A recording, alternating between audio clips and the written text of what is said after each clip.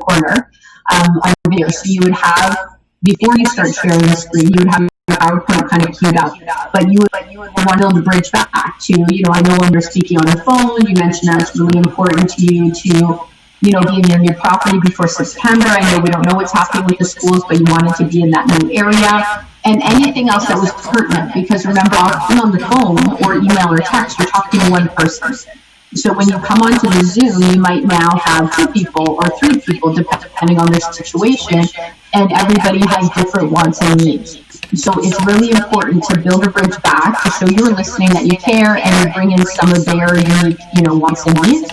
And if there are other people who probably interrupt you or say, oh yeah, but actually I want to, I'm okay if we do by November, or hey, I really want something with a little bit more land, whatever it is, you want to give space for, oh, okay, I just got the message. You want to give space for anybody else who's joining you to put their input. Because if you don't do this and you get to the middle of the presentation, you start assuming things, that other person is like, I don't think this agent's on the same page as us. Maybe we should work with this person. And it creates some doubt, which isn't a great place to deal with that in the middle of a presentation. So we always want to deal with it beforehand. So number one, before you start to jump into the actual formal presentation consultation, you want to build a bridge back to the phone call or the email or the text, whatever it was, right? If you're using email or text, I'm hoping that you've asked some questions, because otherwise you may show up to this presentation with somebody who's not in the right time period, like they're a year out, and they won't see as much value, which wouldn't be great. So we want to book appointments with people at the right time and the right need to show up. The second thing is, if you are working with a team, it may have been somebody else who booked this appointment for you. So first thing is build a bridge back, give the chance for other people to add information or change information so you're all on the same page before you start. The second, you want to edify yourself. If you're with a team and somebody else booked this, and you're coming on, sometimes the buyer specifically would be a little bit confused. Like, hey, I spoke with Bob. I thought I was talking to Bob today, and agents can get really put off and feel like it's a bad first impression. It's really important. So, I'm really excited to talk with you today. I was speaking with Bob, and you mentioned the area you're looking for, the price range you're looking for, and I actually help a lot of clients in that area. So he asked me if it would be okay if I took some time to chat with you, because I have the most experience in the team with what you're looking for. And then it's about them. And you say, great, so I'm going to take you through, a little bit of information about how we help buyers, and I'm sure I'll answer all of your questions, but if you have any extra questions, you can tell them to either wait till the end or to interrupt you. If it was me, I was always just like, listen, if you have a question, 99% I'm probably going to answer it already, so you can wait. But if you want, just interrupt me. You're not going to throw me off or anything. Like, I'm more than happy to answer. But sometimes when agents are new with the presentations of PowerPoint, they get nervous if people stop them. So they'll tell people to hold their questions to the end. And there's nothing wrong with that, because honestly, 99% you're going to answer their question as part of the presentation. It's fully fine. So number one, build a bridge back to the phone call. Number two, edify yourself, particularly if you're on a team and somebody else booked the appointment for you. And number three, just let them know either if they have questions to interrupt you or to hold the questions, depending at where your comfort level is, right, with that. So those things are really important at the beginning, because it seems like little things, but those first 2 questions can really throw people off. And you want a really smooth start, right? Like really confident, hey, this is what we're going to go through kind of start. So those are the things that we want to do before we start the presentation. Once we have started into step 1, it's almost like you're going to feel like you're going to start the presentation, then you're going to kind of stop. Because step 1 is really important in that it's going to satisfy your offer, your buyer value proposition. So remember, we said we wanted to offer them emails and updates and new listing and price changes, and then you heard Nathan say, we're going to meet for about 10 to 15 minutes so we can record all of their wants and needs. You want to satisfy that very quickly. We used to have this several years ago in step 5. And it was a problem because people would come in and you're giving them all this great information and they're trying to be polite, but you can kind of see that, like, why is she talking about all this out because we're just here because we thought you wants to send us all these listings and tell us about the homes for sale. So we deal with that right in step one. So step one, there's some important things that we want to do. So I'm going to show you this sheet. You guys all have this in your workbook, just so you know. But this is the buyer homework sheet. If you are doing an in-person consultation, the number one thing that you want to do during step one is first, obviously, get their needs and wants, but is pen to paper. If you're in person, you want to slide this sheet across and they would fill out the top of it. So their contact information, just all the basics. You want to do it for a couple reasons. Like one, if you're on a team or if you're an administrator, the copy of this form should go to your admin. So they're going to use this to double check against the CRM because maybe we were talking to them on the phone and we put the phone number off by one digit or the email was off, whatever it was. They're going to double check all of this in the CRM and make sure it's accurate and add everything. And if you're on your own, you're going to do that for yourself, which is great. The bottom part of it, it's a full sheet. I'm showing you a picture of the top. The bottom part of it is, some straightforward questions, but it's all the details of their needs and wants that you want to get. You want to take them through the bottom. You don't want them to just fill this out. Like you don't want to send this on, Google form or something and have them fill it out. You want to ask them those questions because authority is one of the top principles of influence, right? So you want to position yourself as the specialist. So number one in step one, we want to get pen to paper if we're in person as quickly as possible. Number two, we want to ask very detailed questions about their needs and wants so we can establish ourselves with authority as the specialist. Okay, we want to get that done. Number three, if you are trained in DISC personality profiling or NLP, like learning representational systems, which is like how people learn and process information, anything like that, this is where you want to pay attention because step one here, we're kind of breaking a little bit, right? So this is where we're developing rapport.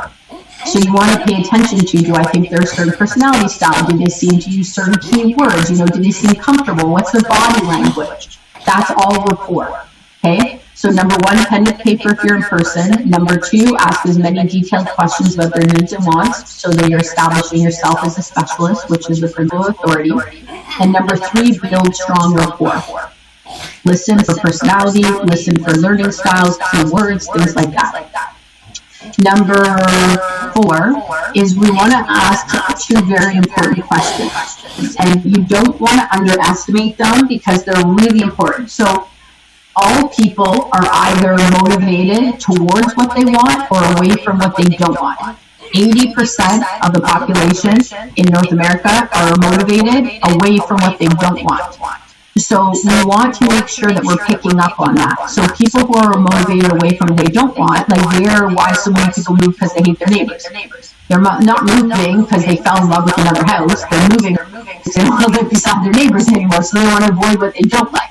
Very different from the buyer who's like, we're just dreaming of this great property and space and a pool, and we're so excited about it, and we think we're going to make a move. Very different type of buyer. So we want to ask two questions. One of them, because it's going to tip us off into what way the buyer is motivated, which you want to write on your sheet. Because when you're working with that buyer, you want to model how they're motivated, right? So if they're motivated that, so I'll give you the first question first, okay? So what's most important to you about your next home? So, I know you told me all this square footage, type of house, all that good stuff, but just so I know, what's most important to you about the next home? And then really pay attention. Some people are going to start telling you what they don't want. And in fact, a lot of people are, okay? Some people are going to tell you what they do want. That's great. You just want to kind of note that because you're going to mirror that. It's going to be so much easier for you to motivate those buyers if you're mirroring how they motivate themselves. Because they're not even aware of it usually, unless they've done a lot of training.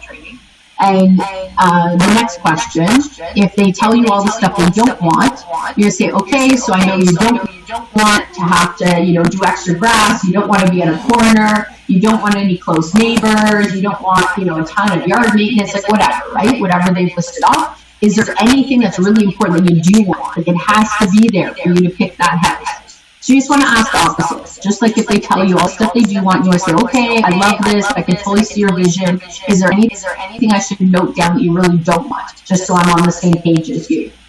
So you'll ask the opposite. Okay. The second value elicitation question, that's what they're called in NLP. You don't need to know that, but that's what they are. So they're really, really powerful. You want to ask them a couple of times. Usually 3 is the magic number, but the first question is a little more obvious, right? Like you just ask them all about two-story, attached, detached, garage, bedrooms. You got them all that stuff. So to say to them what's most important to you in your next home, like they've already been telling you a lot, so they're probably going to be more open.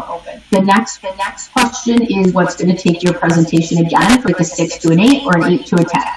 Because people aren't always aware of when and how to say yes to things, right? They second guess themselves. It's like the people say to me, well, I really like this house, but we've only seen 5 houses. How many houses should we see before we make an offer, right? They're saying to you, like, have I done my research? Like, am I okay to say yes? So the next question you want to ask them is, what's most important to you in working with a realtor? And they're going to give you a blank stare. Okay, so, okay, great. And you know what? If you're thinking of a realtor to help you purchase a home, what's most important to you about the realtor you work with? They're going to give you a blank stare. You just want to say it again. Okay, I'm just, I don't want to put you on the spot. I'm just wondering, if you were to work with somebody to help you, what would be most important to have in place with the relationship with that person or about that person? They're going to tell you a couple little things. Ask a third time. This is really, really crucial because the likelihood is they're going to tell you something that's already in the presentation.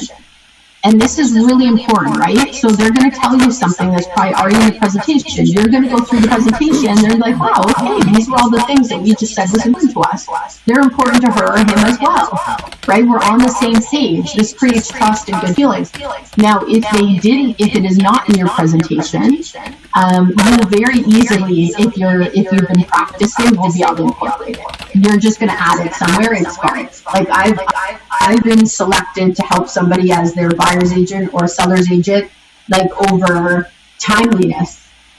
Right? They always say that example. I'll never forget the one listing where I said, okay, and I knew I was competing, and I was last year, I'm like, just curious, why out of all the agents I always ask, thank you so much for your trust, why did you decide to work with me? And they said the other 2 agents were late, and you were 10 minutes early, and every agent we ever worked with is late, and it drives us crazy if they don't respect our time. You gave a great presentation, whatever, but the minute you were 5 minutes early, I knew I was going to hire you. Great, right? Like, perfect. That's great. That's not going to be what's important to everybody, but it is important to them. It's not in my presentation. But I've had people tell me stuff like that. People say honesty. Some people say aggressive negotiators. I'm trying to think, and when they said that, I just emphasize it more in that section of the presentation. So they'll say all sorts of things. Some people are just totally caught off guard. So there's a lot about, protecting and making sure that, they know what's going on and all that kind of stuff. They're not overpaying. There's a lot of fear that they're not lost without a house or anything like that, right?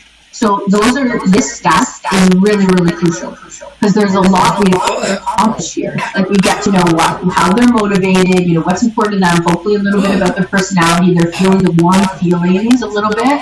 Most of the time, even on Zoom, if they were kind of like this, at the start, in person you can see it more because you're in a boardroom or office. So I always notice, and this doesn't mean they're closed off. Like they could be cold, it could just be how they sit. But I still always notice it. Because if somebody's got a little bit of scowl or they're kind of like this, I watch, usually by the end of this section, or at least step 2 in the presentation, most of the time they relax. If they haven't, I really go, okay, like either this person's really task-oriented or they're not digging this, but either way, I'm just going to continue on. But most of the time, people are relaxed because this is where they can actually chat with you a little bit, right? So there's a lot that we're accomplishing in step 1. So we talked about before the presentation, step 1. Step 2 is a little bit different because step 2, if you do a great job, this is where you're actually going to be halfway across the board. So even though there's 6 steps in the presentation, if you do a really good job with step 2, they're already going to be seeing you as their agent by the end of this step. So don't go too fast over it. What this step is it's like scales. So you measuring scales, right? So you've got the 2 scales, and basically you're going to talk about their options with the realtor. So you've got two scales. You can look with the listing agent side, you can look with the buyer side. You want to tip it towards the buyer side. Once you tip it towards the buyer side, we're going to move into, we've got the typical things that happen in the market with buyer's agents, or this is how our team works with buyers, right? We're going to tip listing agent, buyer's agent, buyer's agent. We're going to tip typical buyer's agent, our unique way, or our team, or brokerage. Don't get stuck on the team. If you're not a team, that's fine. It's not going to prevent you in any way from using this presentation.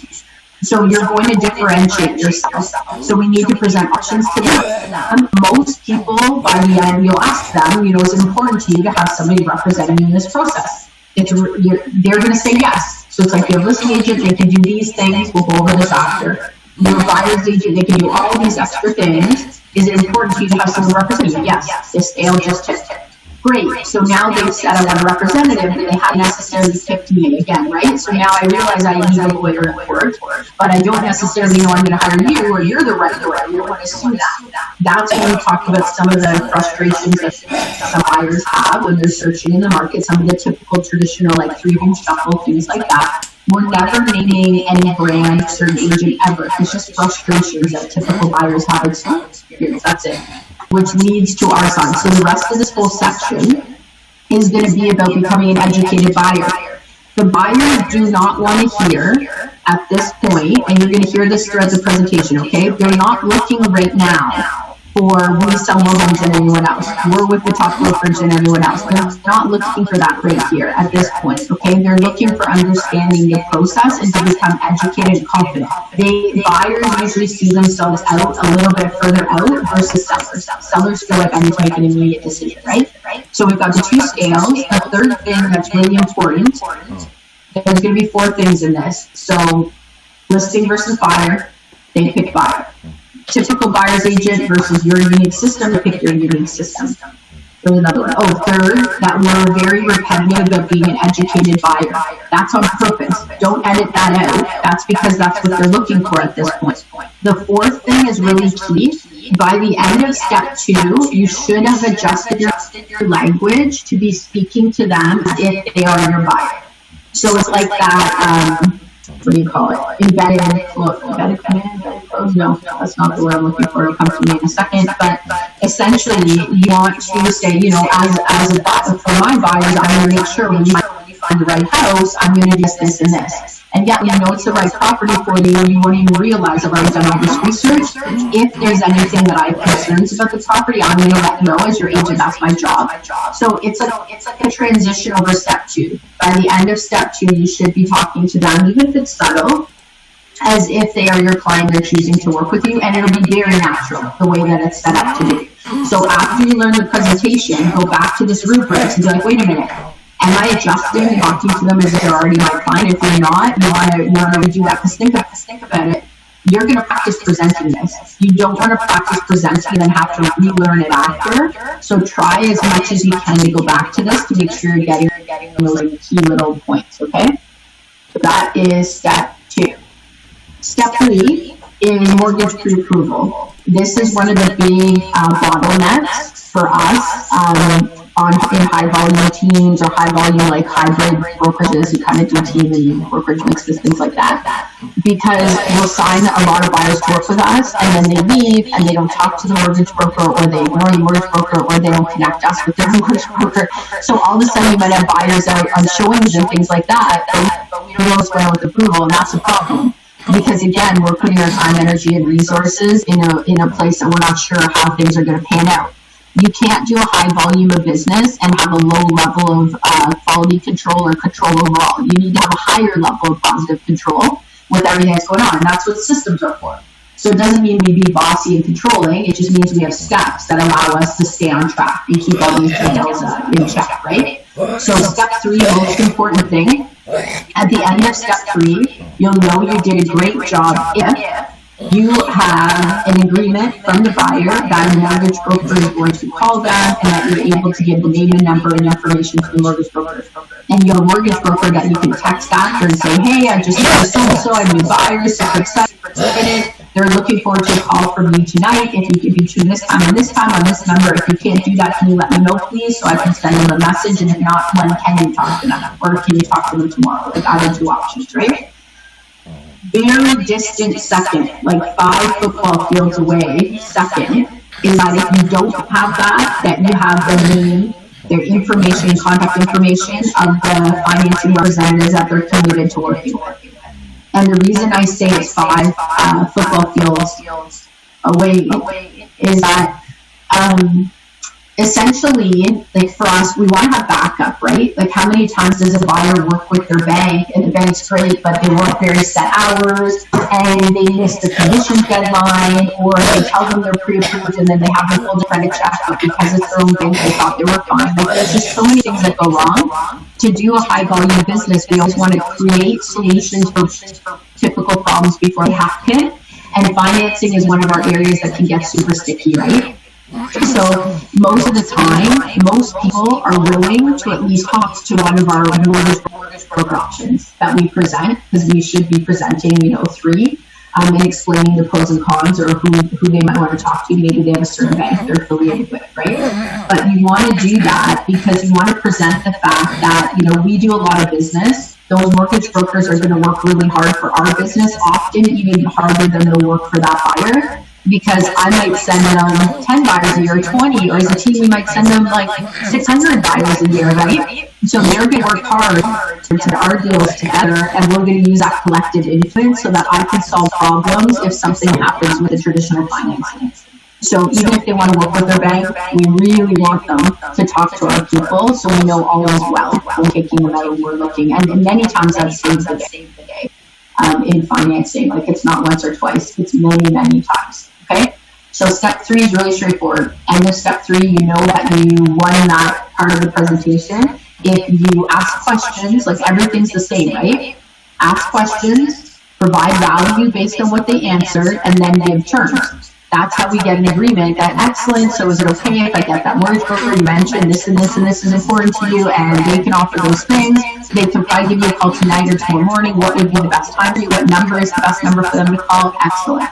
Right? So if you've got that in place, you have done exceptionally well on step 3. All right. And I should be specific about this. So that doesn't mean here's my mortgage broker's name and number, here's their card, can you give them a call this week? That's the break in the chain of commitment. That's not like date, time, place, right? Which is what we need. It's that we're keeping the ball in our court. And I highly recommend, like with our mortgage brokers that we work with the teams, if we send that, like it's like you throw the ball to the mortgage broker, you have to know they have it. So typically we have an agreement that if they can't get a hold of the buyer within whatever it is for you, 24 hours, maybe 48 hours max, that they're going to message the agent with an update.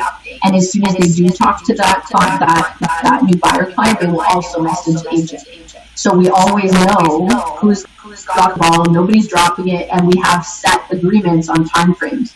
And then if they can't get it, they send it back to me and they go, Kathleen, do you have market education book? Because this buyer, they're not calling me back. I don't know what's going on, right? But think about it. When they leave your buyer appointment office or the Zoom appointment, and you've just heard all this value about talking to the mortgage broker, with 24 hours is the highest likelihood they're going to talk to your person.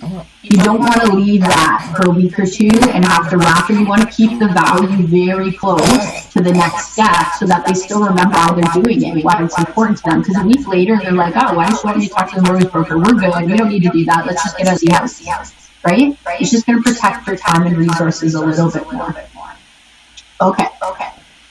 I don't think I see any questions in the chat.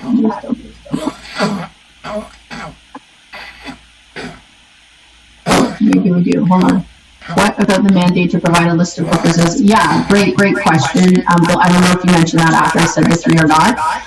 Yeah, you always want to have different options because typically, like in different provinces, it might be a little bit different. Typically, the most of the people that we work with are good with 3.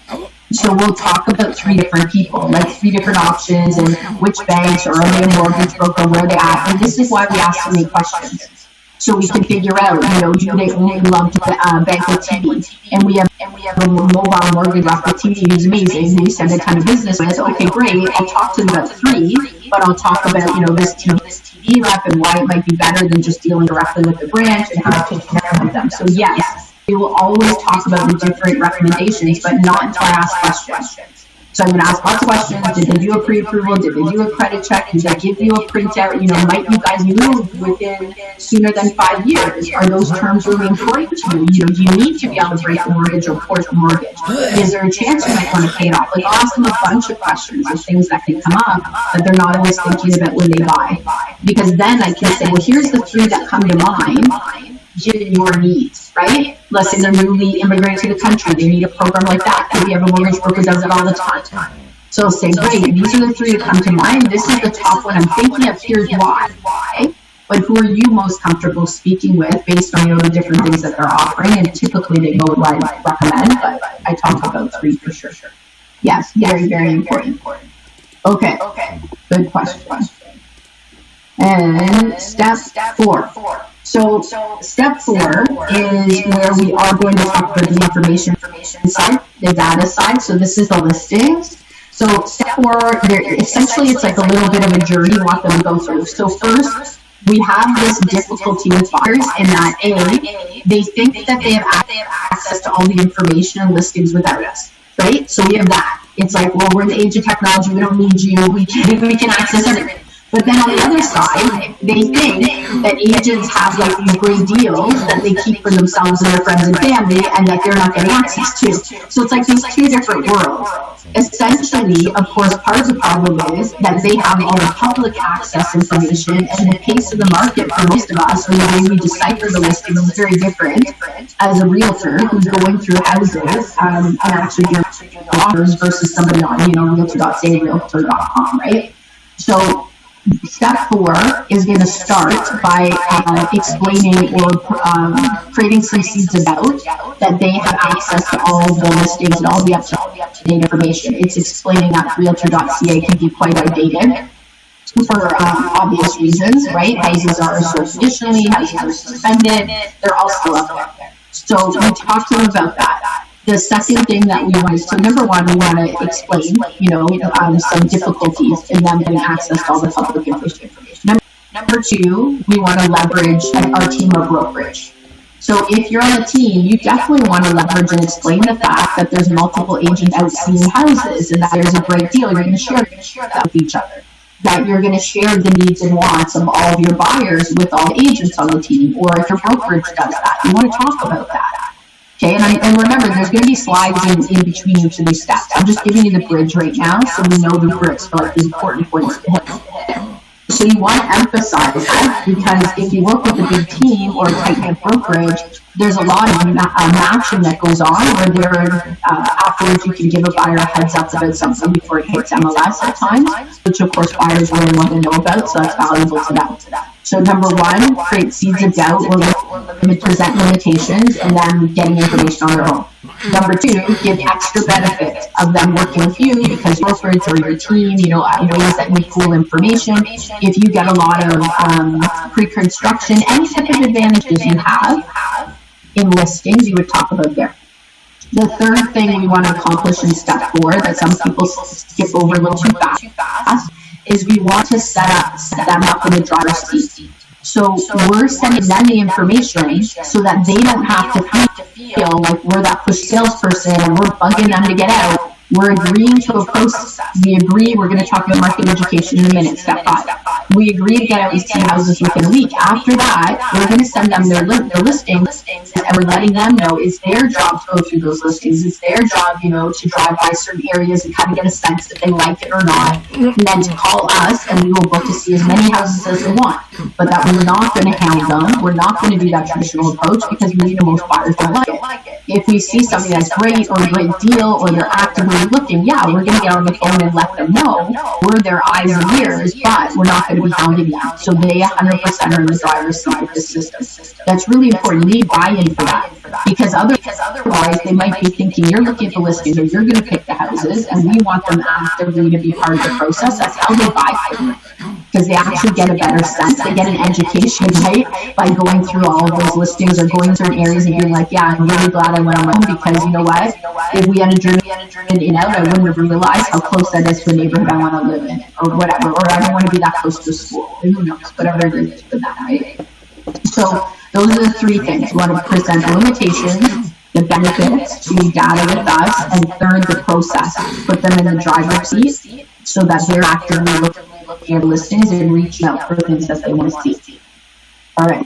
So that is step 4. I'm just going to chat with people who want to open in case you guys ask me a question. Okay. So step 5, super important. Step 5 literally is like a presentation within the presentation. This is market education. I believe in any magic, pills, magic formulas or anything like that. And I think that often it's like we build the systems and businesses that we have for our betterment or not, right? But market education is the closest thing to like a magic formula or magic pill that we're going to have, because this is the step I talked about that half the people will buy in half the time if you have a mixed like lead generation, right, from different sources, if you use market education. It's so amazing. So it's really important that I have hundreds of stories from agents saying, well, I talked to these people and they don't want to buy for 6 months, and I'm going to give you one of my own personal stories in a second. They're like, yeah, put them out on market education, and a month later they're bought for them, excited about their next steps. Why? Because you can push people into purchasing, but you don't have to, because you get people engaged in a dream, right? A great coach gets you closer to the steps to the finish line so you actually can see it coming to fruition. And you guys are all great coaches, all great mentors are. So we know that getting people into homes gets them excited. If they have to ask people for gifted money or a cosigner, or they have to get something done or fix up the house to move, the more excited they get about that next step or being able to complete it, the more motivated they are to do what they need to do. So this is why sometimes if they no-show the mortgage broker, that's why they know. They're like, when are you going to market education? Because I can't get a hold of them. So at that point, we know we pre-booked this. So in step 5, the critical thing you need to accomplish is you've booked market education. The date, the time, and potentially the place, like the first house to the but not always, right? Like the office. Usually you gotta tell them, you'll let them know the location after 5 years. But you want to book this ideally within a week. So within 7 days, you want market education booked. Because you could book it in 24, 48 hours, but you probably might not want to, because hopefully they're going to talk to the mortgage broker within 24 hours. So usually 48, 72 hours, at least the mortgage broker can give you an idea. Like, they're not done everything, but they can give you an idea. So if you need to make adjustments or you're good to go for market education, that's great.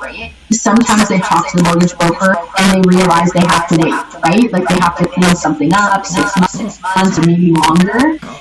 We recommend that you don't want to just cancel market education on the buyer. If they're not pre-approved and they have to clean something up, remember there's some really, really important reasons why we go market education. 1, to motivate the client, obviously. 2, because buyer representation agreements are contracts. They're based on contract law. You have to have performance. So you can't just sign a buyer, to a contract and then never show them a house and go, 3 months later they bought with someone else, they owe me money.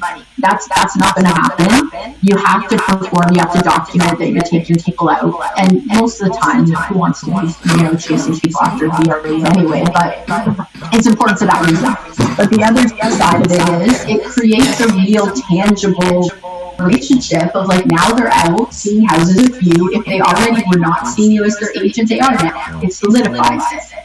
So think about it this way. That buyer who just got, first of all, if you're working with a great mortgage broker, they will never tell them no, ever.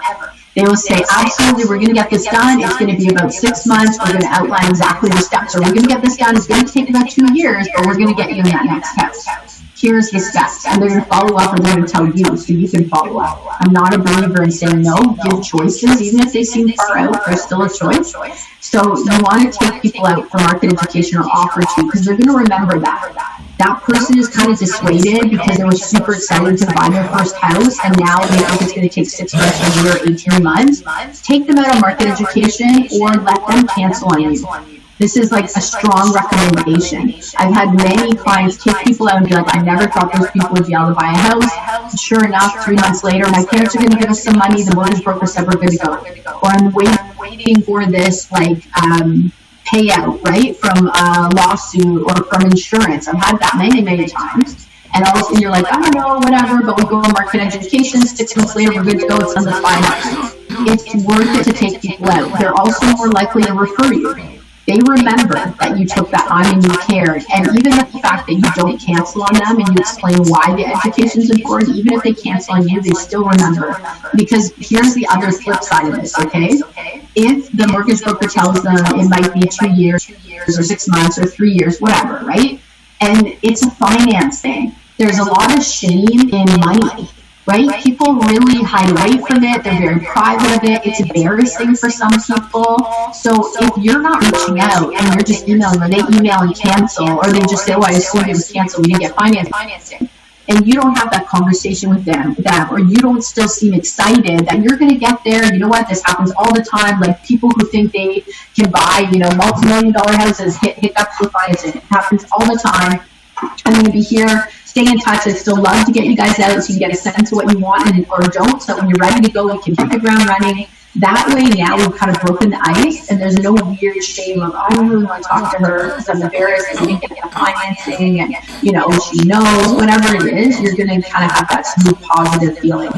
So I'll give you a really powerful example of market education. And again, if they're avoiding a mortgage broker, they're more likely to talk to them after market education, just straight up. So you don't want to cancel it if you haven't heard back yet. But here's a perfect example. And this is like one of hundreds and hundreds. So this is not unique in any way, in case you think it sounds like it, but this is just one of my own, so I'll give you this one. So I went in on, this is years ago, but Sunday morning, I had an appointment at the office with a couple for a buyer consultation. So obviously it was in person. We sit down, buyer presentation set up. I always have, and I haven't told you guys before, but usually it's in person. You always have your paperwork in a packet, like in a folder. You want a folder, so your paperwork is out, and your presentation is set up, and you always want to triangle, right? So if you were here in my office, I've got a background, so it's weird, but you always want the computer to be the top part of the triangle. So if I had a couple, I'd be able to look at the couple and see both of them, and then I can cue them when to look at the computer. You don't want the couple on either sides of the table, right? Because they're non-verbally communicating the whole time, and when you ask for, like, do you want to move forward, they're just going to look at each other, and then it's awkward, and you have to give them time to think. Whereas when they're beside each other, it's almost always really easy, and you can see everything that's going on with body language. Okay, so the triangle is the magic dimension, if you want to put that back on your first page before you start the presentation. But, so, this couple was in a desk style, so they were sitting there, I was here, laptop was at the top, kind of a triangle away. So we go to start the presentation, and first off, she stops me, she says, I almost didn't come, but I felt so bad because it's Sunday, and I knew we booked this time, and I didn't want to just not show up, but we just had brunch with our parents, and, out of nowhere, they just said, make sure you don't sign anything. They've had a lot of friends who have signed contracts with different agents, and then the agents no-showed and wouldn't show them houses and all this stuff in here, right? So I could have heard this and thought, okay, like, they're not going to hire an agent, I should rebook it. But if you've already done a great phone call and you've asked really good questions, people get nervous around people they perceive as sales people. They just, if you're in front of somebody and you're booked for the buyer consultation, unless they're like walking out the door on you, this is the best time to move forward. Let the presentation dispel their worries for itself. Don't make the decision at this point, like, oh, maybe I should rebook it. They're there. Just move forward. So I hear this. I could have closed the laptop. It's like, okay, totally. You never have to hire. You never have to sign anything at all. Like, I'm just take you through the process. I find it's actually very educational. So I'll take you through it. So we get to step one. Obviously, we're talking about needs and wants and timing, just like you guys will, with their how many bedrooms, detached, all that fun stuff. So say, we're getting married, which I knew from the notes from the phone call. We're getting it because I didn't book it for myself. So it's that we're getting married next year. We really don't want to buy a house until after the wedding. We decided that. So we're thinking, ideally that we might start looking just before the wedding, and then we could maybe put in an offer, but we're not sure, but at least 6 months. So we're like, okay, so we're not buying in 6 months, we're not signing a contract, great, really nice, lovely young couple, right? So I was going through the whole presentation. At the end, I didn't change anything. I went through it as usual. At the end, I asked the same close, and I'm going to talk to you guys about today, which isn't really even a close, it's just a summary statement. And they looked at each other and they kind of made this like face, right? The little smile, and I said nothing. I said nothing. I asked as I always ask. And the one goes, I know we said we were going to sign anything, but I think we both are really excited. We really like you. We thought you're really professional. You know what? I know they're going to be mad at us, but yeah, like I think we want to go and see the houses. Because remember, I'm book market education, right? So I've already done that. I've already got them agreed that the mortgage broker's calling them. This stuff is already done. So remember, like the buyer now feels like, well, the ball kind of feels like it's rolling. Like I don't really want to stop. Like let's like our plan is good. Let's move forward with the plan. So sure enough, they signed the BRA for a year. That's great. We had booked to go to market education the next weekend because I remember they could go at night and they needed to see houses during the day, which is great. So we go out the next Saturday. We walk in the third house. We were going out to see 4 houses. This was in Bowmanville, whatever that is. And we go into the third house, the 5 houses, and I see her face. And she's looking around. She looks at me and she's like, I really like this house. So I say nothing. I'm great. It's market education. They're not buying for 6 months, whatever. So I really like this house. So I do what I always do. I go down to the basement. I'm looking at the furnace and electrical. I'm looking at the dates and I'm checking the windows, all this normal stuff because I'm an investment background that I always check while they're looking at, pink colors and all the stuff that you can change. So she comes down, I come back up, I'm like, yeah, let me take it down, relatively new furnace, blah, blah, blah. Like all the essentials were done, the roof was relatively new, all that was great. She says, we really like this house. And then she said, I actually grew up not far from here. Like this house really reminds me of my family. They're all 5 minutes from this house. I'm like, oh, okay, great. I said, well, actually, it looks like I've gotten a page, and it looks like they're going to be having offers on it tomorrow. So, it might not be the perfect time, and I know you guys want to wait. Like, I'm still going, hey, wait for the wedding, wait for the wedding. She looks, she walks back, and she's like, no, I think we want to make an offer on the property.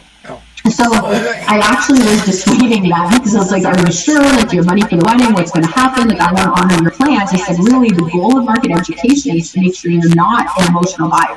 You want to make sure you know what you're going to get in your price range. In fact, we really recommend you don't buy a house in market education. So they continue. I said, I want to make sure that I'm honoring your goals and your plan. So she came back, they chatted a little bit. We're still in the house, and came back and said, no, if we want to put an offer in. So, okay, why don't we do this? We'll go to see the next 2 houses tomorrow morning. I had some time on my schedule. I said, I'll take you out to see a couple others that are like this house. If you still want to put an offer, I'll let the agent know, and I'll bring the paperwork with me, and we can come over tomorrow. Sure enough, we see the other 2 houses. They put an offer in. They win against the other person. I had a licensed assistant who did the home inspection and did the revisit. Never saw those people again, except for they sent me multiple referrals. So I want to point this out. Some people could say, this was a couple who didn't want to sign a BRA. She got them to sign a BRA. And this is a couple who didn't want to buy for 6 to 8 months because of their wedding. They bought essentially on the first time out. I dissuaded them to make them go the second time out. They weren't unhappy. They didn't feel pushed in. They gave glowing testimonial. They referred me multiple other clients. So there's all this idea that, well, you know what, if you're not taking that time, or, if you take people out too early, it's not the case. All I did was nurture one step at a time in the client process, and then I got the heck out of the way and let them do what they wanted to do, except when I was actually nervous that they were not, being as educated as I promised to help them be. But that's the magic of market education. And there's hundreds and hundreds of stories like that. All we're doing is giving people the chance to move forward. And if they want to stop and go on pause, we go on pause. If they want to move forward, we move forward. I just don't get in the way of my own business or my client's ability to choose what's right for them. Right? So it really is that powerful, particularly with online leads, that half the people, when we track it, buy in half the time with market education. So step 5, we did a great job if we have market education, the date and the time booked in before the end of step 5. Okay? And remember, you're going to learn the presentation. This is going to be notes you're going to go back to after as you're practicing. So we didn't wait until the end, right? We didn't wait in step 5 so that at the end of the presentation, I'm not asking for anything. We've already agreed on all this stuff. I'm just asking for loyalty. Makes sense? It's really powerful. So this is also what's called a buy-in. And the buy-in is when you agree on something as if somebody's already made the decision to hire you. And it's really powerful for people subconsciously because they're, again, talking to you as if they're already working together. The best listing agents do this so well. They literally never really ask you to hire them. They're so good. They get you to agree on all the steps in the process, all the dates, the commission, the price, everything's agreed on. And they start filling it out as they go. So at the end, literally, the only thing we ask is, hey, what date do you want? How long do you think it's going to take you to prep the house? I usually like to start by listening from this day or this day. Which day is better? There's no hard close, literally at all. It's like this beautiful journey. So a buyer presentation should be the same thing, which we'll get to in a second. So step 5, again, a presentation within a presentation. You want to be really strong. If you have a lot of people canceling market education or not booking it, you want to go back to the value because it's 100% for the client. And many agents won't take the time to do this step for them because they're so early on in the process. This is very appealing to most buyers. Okay? So, step 5. Can't say enough of it. Super important. People do not buy based on the perfect house, right? People don't just buy when they buy. They buy when they are emotionally, intellectually, and financially confident. So the logic and the heart side are both good. They're feeling good and they're thinking good. Kind of. That's not proper English, but you know what I mean. So when they're emotionally, intellectually, and financially confident, they will buy the best of the homes available to them in their price range and needs and wants. It's really important. So when some agents are like, well, I'm not going to buzz them, I'm not going to call them, when the right house comes up, they're going to buy it. That's not accurate. When people feel confident and educated, they feel emotionally confident, financially and intellectually, they will buy the best house available. And that's why people can buy in August, and what you saw in the same price range in April was 10 times better, and you're like, oh, but we can't gauge the market. You're going to buy the best of what's available. Buyers are comparison shoppers, which is why step 5 is so powerful, because we take the time to nurture all buyers to feel more confident in all of those ways. Therefore they will buy instead of waiting for them to find the perfect house, which isn't really, unless you're a billionaire, you're probably not waiting for the perfect house, right? So my clients know their options and they'll act when they're ready. The truth is, the key to leading is creating options for your clients, and they'll pick one. If they need the option, they probably won't need you. So our goal is to say, hey, we can do this, or we can do this, or hey, I really think we should prep for that, whatever it is, and then get out of the way with the options. Making sense? Are we okay? Case is okay? Yeah? I don't see any questions, I don't think. One step. Okay, I think we're good. All right. Step 6. The last official pillar in your bridge, the last section. Step 6.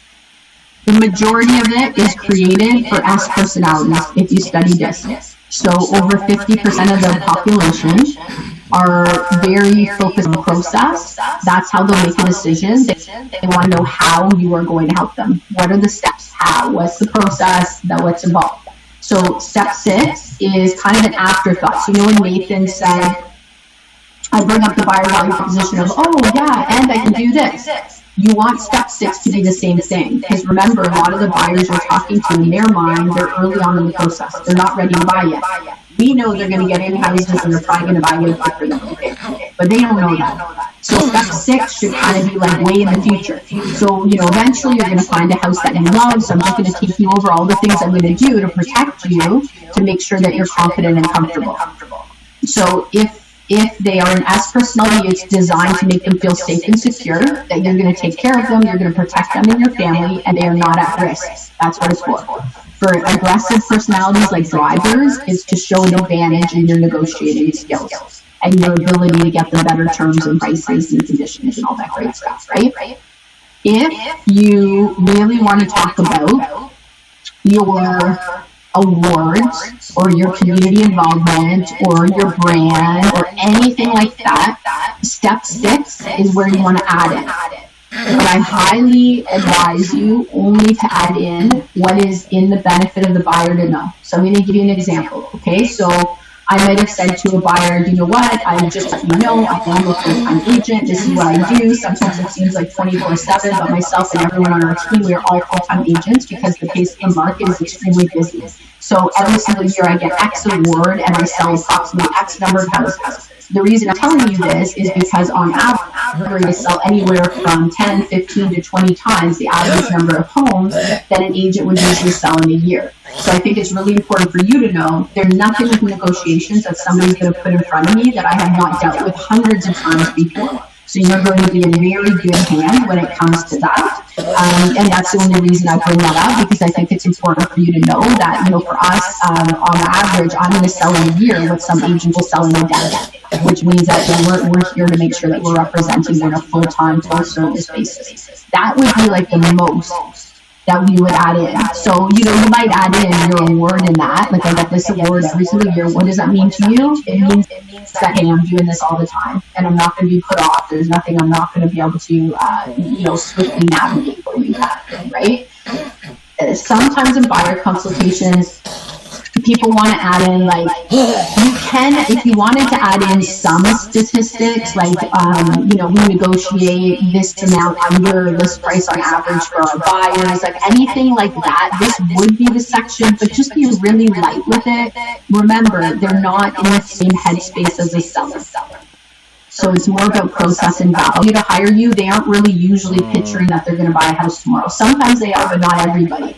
And this presentation is kind of supposed to work for everybody, right? There was something else I was going to say. I think that's it. So step 6, you've really done a good job just that you cover it and that you include anything that's in the benefit of the buyer to make them feel more comfortable with your negotiation skills. Is not really too much beyond that. I would recommend that you don't skip the steps on the slides, which you'll see in a moment, because they're all pretty important. For people who are less risk tolerant, more risk averse. Okay, so at the end, the most important thing that you want to do is not contradict yourself. So you've just gone through this whole presentation, you've just done this whole journey, built this beautiful bridge, and you're at the end of the presentation. What you don't want to do by accident is to basically look at the buyer and go, yeah, that was all really important information, but you know, about actually having to hire somebody and legally represent you, I was just kidding about that. You know what, I can still take you out and help you, and I don't have to officially represent you. You don't want to by accident do that. And I'm bringing this up because you've just had somebody agree with you on all of these different steps, right? All the pillars in the bridge. So if you get to the end of the presentation and you don't even ask them to formally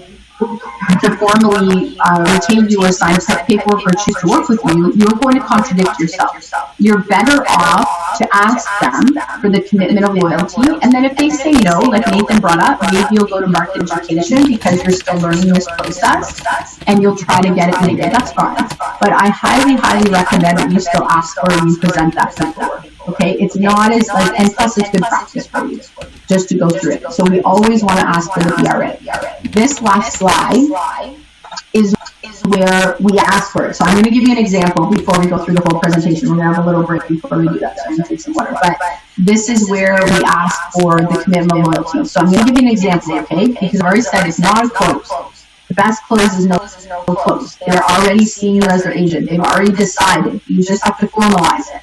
So at this point on Zoom, we might have had the buyer homework sheet up before we kind of filled it out for them, right? Because we're on Zoom. So at this point, I want to say to them, okay, great. So what I'm going to do is I'm going to send you an email of all of the listings right now that are available on MLS that match your criteria. So you will get absolutely everything that matches it. We are all booked and ready to go on market education. We're booked for Thursday at 6 p.m. So just as a reminder, I'm going to book the showings for us. So if you don't love anything, that's okay. It's that important that we get out. But if you do see something in the listings I send that I love, just send it over to me. I'll include in the list. So we'll spend some time on Zoom going over those together. Afterwards, when you're ready, I'll take you out on showings and I'll negotiate on your behalf. The only thing that I ask for in return is a commitment of loyalty, and that's very, very important because it means I represent you and not the seller each and every time we go through.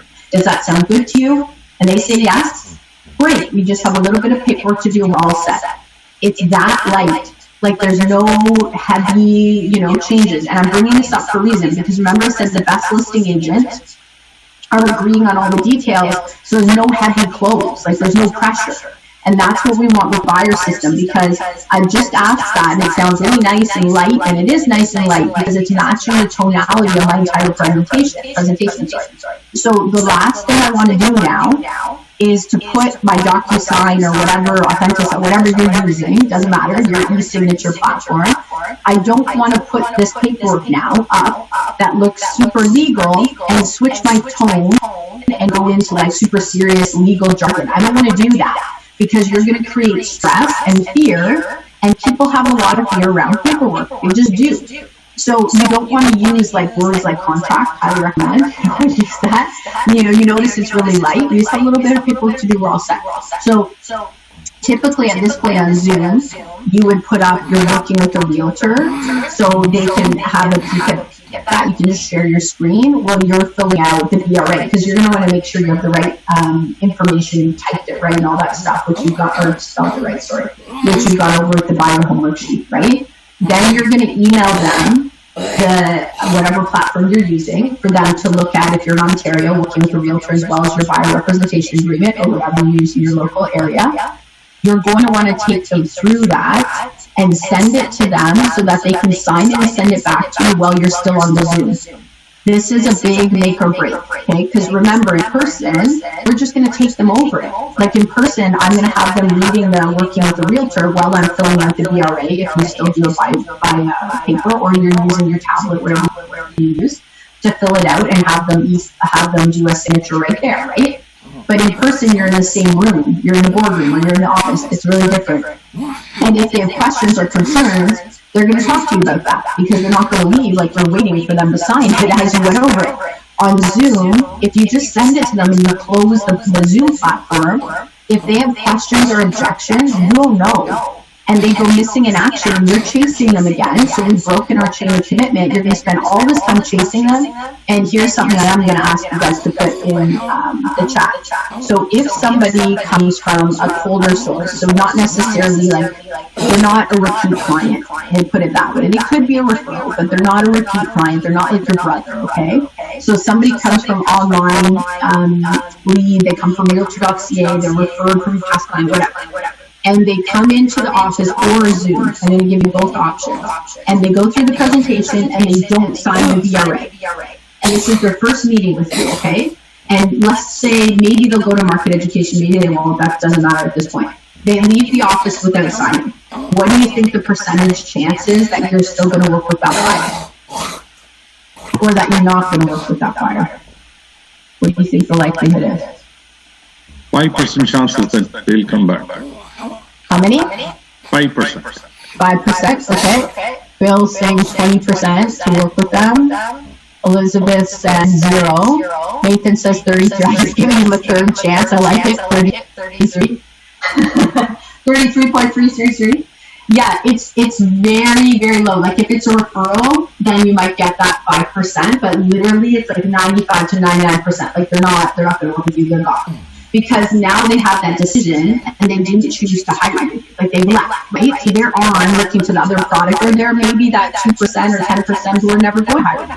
That's totally possible. But the reality is that in our mind, we want to be so strong with dealing with any questions or obstacles. The best, we're going to talk about this later, but the best communicators, it's because they don't get their back up, right? Like if somebody says, well, when you do that to 4.5%, it's really easy to go, well, do you discount your hours to your job? Like I know that that's traditional language that's been in real estate a long time, but it's not great language, right? It's not consultant's language. It gets our back up, and everything they want to do is facilitate it. So great communicators keep communicating, because there's like, I must not have explained it in a way that they understand. It's not that they're saying no, it's that they're asking questions. I'm going to explain it differently. So they keep communicating when other agents kind of shut the book, right?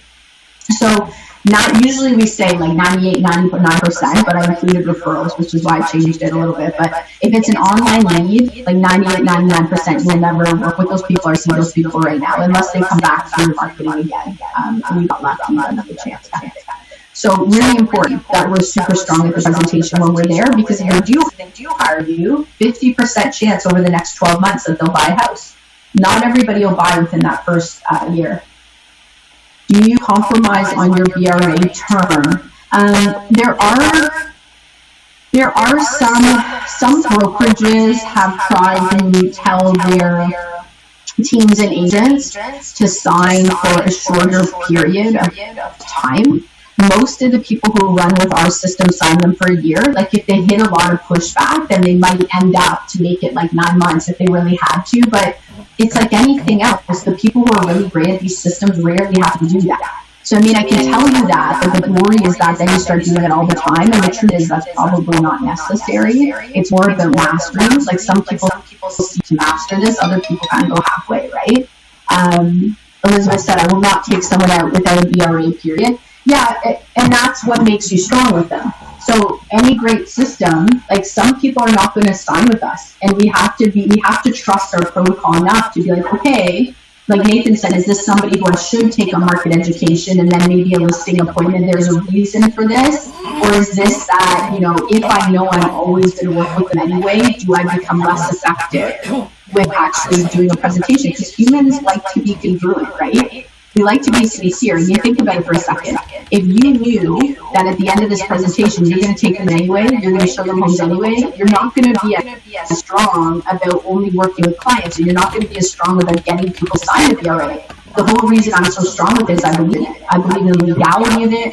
I believe I'm retained by those people. I believe in honoring responsibilities of that agreement. There's so much that goes beyond it. And I believe that I gave a commitment to my clients that I would truly have a vested interest for my time and energy and my clients only. And I honored that. So that made me a lot stronger, because I knew, like Elizabeth, I might take them a market education maybe if they were about to list, but otherwise I was not going to be taking them out in my personal business, right? If they called on a specific house, like, hey, I want to see Main Street, right, which is going to happen, and we do a buyer consult, and they show up, or they show up on Zoom, and we agreed that, you know, we go over needs and wants before we show Main Street.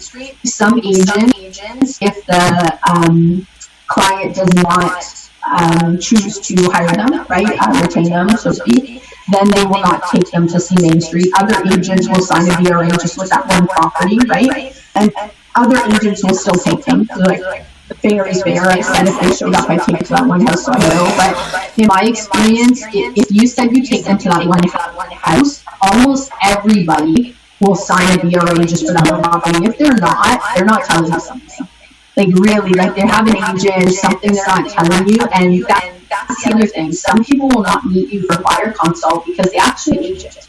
And you're the listing agent, they want you to show the property. That's a good thing that they don't show up, right? So we have to remember that. Sometimes when it pushes people away, it's because they're not telling them something. So it's positive that didn't come through. Great question, Elizabeth.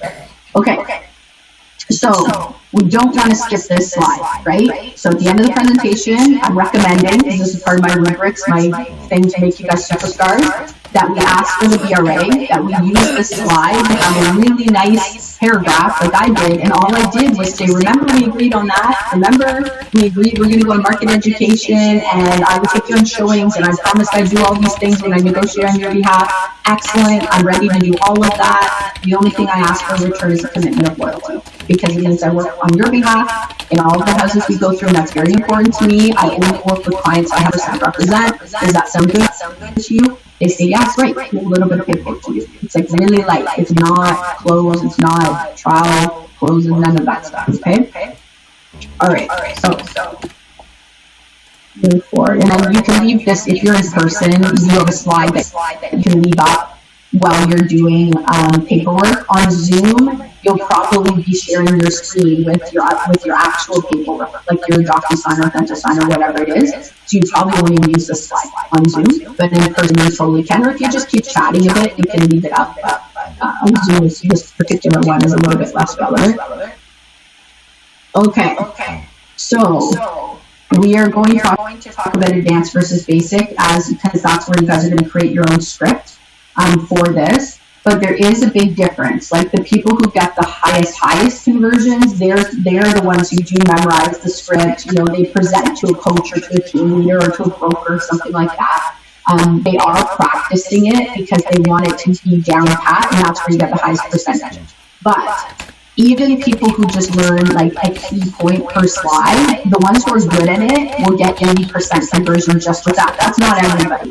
Like, if you're a really strong communicator and you're naturally, you know, like a DI personality, like you're a closer, a networker, and you're not scared to kind of work with new tools, then you could get 80% conversion just by kind of reading key points on the slides right away. I've had people do that. But when they want to get up to that 95, 98%, that's where you have to learn the script. That's a whole other level of mastery, and that's why the teams or some of the brokerages have the agents memorize the script, because they know that to them, if they're getting leads out, the difference between 80 and 95% is a ton of money, right? So 15% difference in conversion is a lot. And that's why they'll approach that differently. So average versus mastery. Average is still going to work. You're still going to get better results with it, for sure. But mastery is where you're actually going, okay, wait, what's possible? And what's that worth to me in my business? And how much is the time to get there worth to me? It's just a little bit of a different conversation. 9 to 10 are typically our average across the board for people in our coaching system who will choose to hire that agent, including the cold lead sources. So across the coaching platform, we're like 90% plus for the agents that are trained and actually memorize the script. Basic things you need, presentation, obviously, we've sent to you guys. I do recommend, even if we go back to in-person presentations, highly recommend that you have a tablet or laptop. The paper presentations, a lot of people, when COVID first happened, they're like, oh my gosh, I refused. I say this with my clients because they refused with me, some of them, to get off of the paper presentation. And then COVID happened, and the paper presentation doesn't work on Zoom. It's got way too much copy. It's overwhelming. It's confusing. You've got people trying to read the screen when you're trying to talk to them because PowerPoint has less, like, you look at this slide, I can have this slide up and I can talk about whatever I want, right? Like, it's got less language for them to read. They're naturally going to look at me and go, well, what do you want to talk about to do with this? And you want that. So COVID was really great in that it got a lot of people to finally take, even if they had a book they loved, we took like 4 pictures and a couple of like just key ideas and we put it into PowerPoint, and then they left the book or they delivered the book to those people. So it's so much easier to build a rapport and facilitate if you actually have a PowerPoint open or a tablet if you're in real life, or in Zoom you have, if you love Apple products, use Keynote, whatever, but PowerPoint or Keynote, an actual presentation that's designed for the screen. Harmony between words, body language, and pace, that's just practice. Like at first, like Bill said, you feel a little bit robotic with the buyer proposition. A week in, you're actually like, oh, I'm pretty good.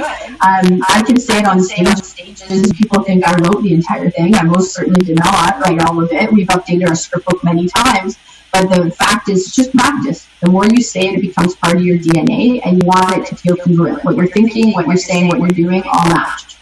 Volume and tonality you want to match with the client.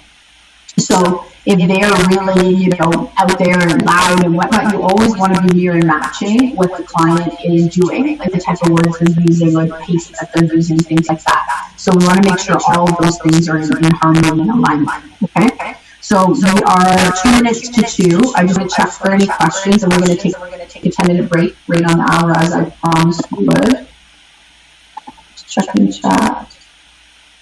Any questions about the journey or the mastery side of it?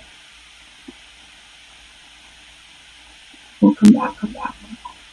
Well, you guys are quiet. Some buyers are not willing to sign if there is a 2.5% commission. They say, you take that off and we'll sign. How do you handle that objection?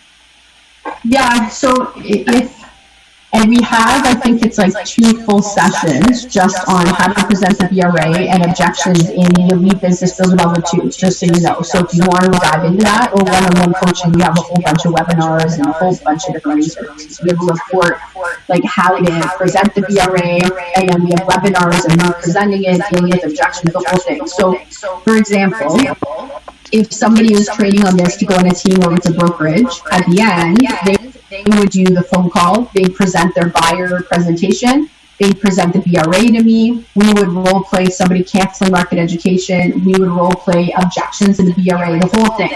So we prep all of it. Essentially, we take on the onus ourselves to negotiate any difference. That's why we deal with it, because you guys are going to see after the break that in our slides at the end, you do commit to our services being free. That's part of what the slides in the buyer presentation. So when we get to the BRA, we explain that yes, other agents and teams or brokerages can and sometimes do charge the difference if there's a deficiency in an MLS listed home. and I'm being very careful with this, there are so many reasons I do not want to put 0 in that spot, right? They could end up buying a private sale. There could be a builder who actually does cooperate. They sometimes do. There's so many things that could happen, and I want the ability to say, hey, yes, we commit that we won't charge you that difference, and that I will call and try to negotiate it out for myself, and that I won't even tell you. I won't dissuade you until afterwards and the deal is heard, because you probably know lots of people who are going to buy or sell in the next year. You'd rather have a great relationship with you. So if I can't negotiate up to 2.5, we will not charge you that difference. But we have it here because that's the typical, it's not standard, but it's the typical we're often offered. And that allows me to try to negotiate commission up prior to any interactions. And then during referral of properties, we talk about private sale and reconstruction, just to make sure we're covering all of our bases. So there we say the only time you would pay us is if you walked in an open house and you bought off a estate agent. And why would you do that? Because again, it's like going to court without having a lawyer and you don't really have all the information. Or you went to a private sale, which can be really dangerous because people go to try to list a year or two later and they don't even realize the person was selling privately because the house wouldn't sell when it was listed with commission. There's so many things. So I have no problem being really fair, representing you, doing all the research. I often only charge the buyer side. Most private sellers don't want to pay no commission. They just don't want to pay full commission. So when I'm helping to facilitate, it's usually very easy. The key here, we'll talk about it after, is always law of averages and eliminating risk, right? So the reality is, if I'm going to sign a really high volume of buyers, which all of our big clients do, all of them, and I was to say to all of those buyers that I'm going to charge you the difference, you're going to owe me money, I'm going to have 10% of people choosing to hire me, right? But if I take the onus on myself to negotiate any deficiency, I'm going to have, for me, 98% of people still choosing to hire me. The law of averages, the likelihood that they're going to buy a house with no commission or less commission, or I can't at least negotiate it up to something, is pretty slim. Even max, let's say it's 5% of the people I sign up, I still 95% are probably going to buy 2 or 2.5, right? So it's just all how it plays out at the end of the day. So we want to eliminate risk, but still have that change. We do put that 2.5%, just to clarify. So I hope I kind of alluded to how we deal with that, and I can come back to it when we get to DRA. Other questions? No? You guys are trolling. I'm either doing a good job or you're overwhelmed, one or the other. I don't know. We usually have questions. So we will have more as we go forward. All right, we're 2:03. I went 3 minutes over. We have a break into 2:13. Enjoy your break.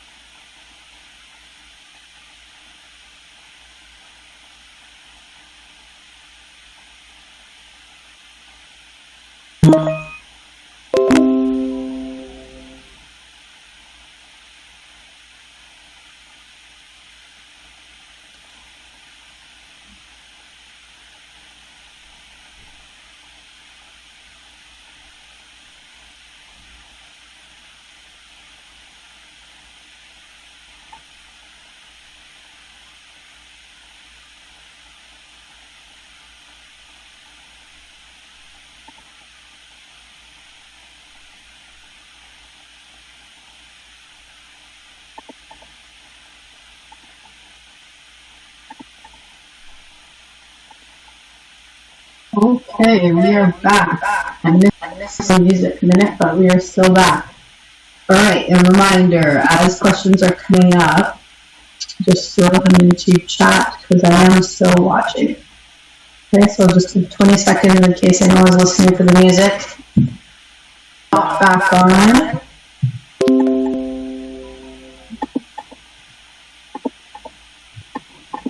Well, I think we got everybody back from lunch, so that was good.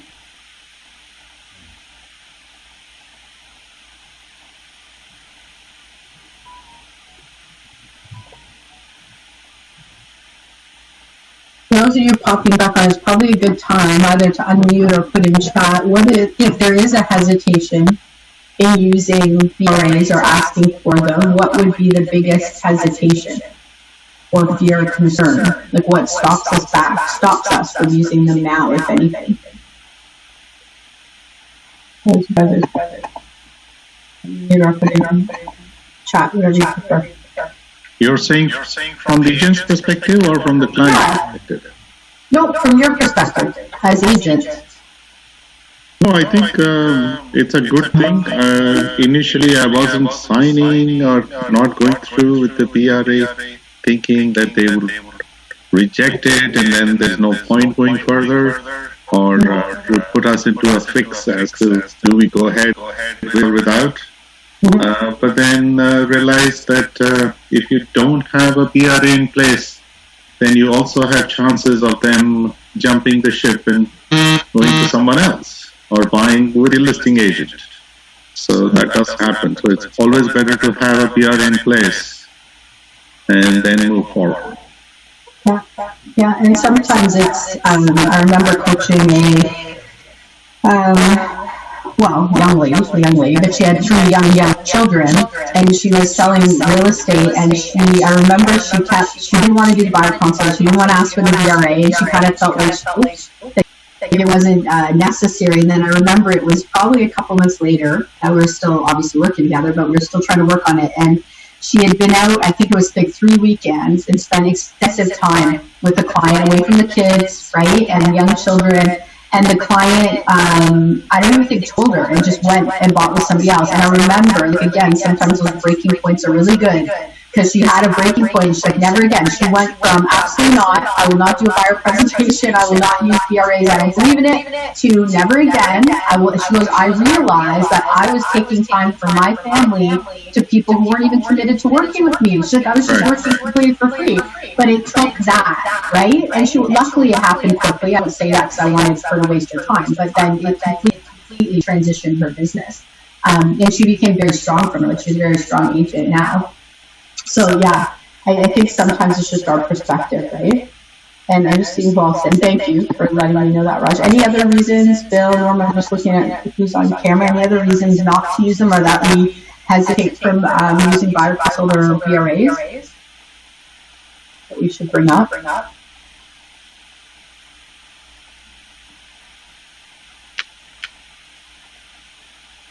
Oh, Bill put in many agents go ahead without, so a lot of clients are not used to it. Yeah, that's fair.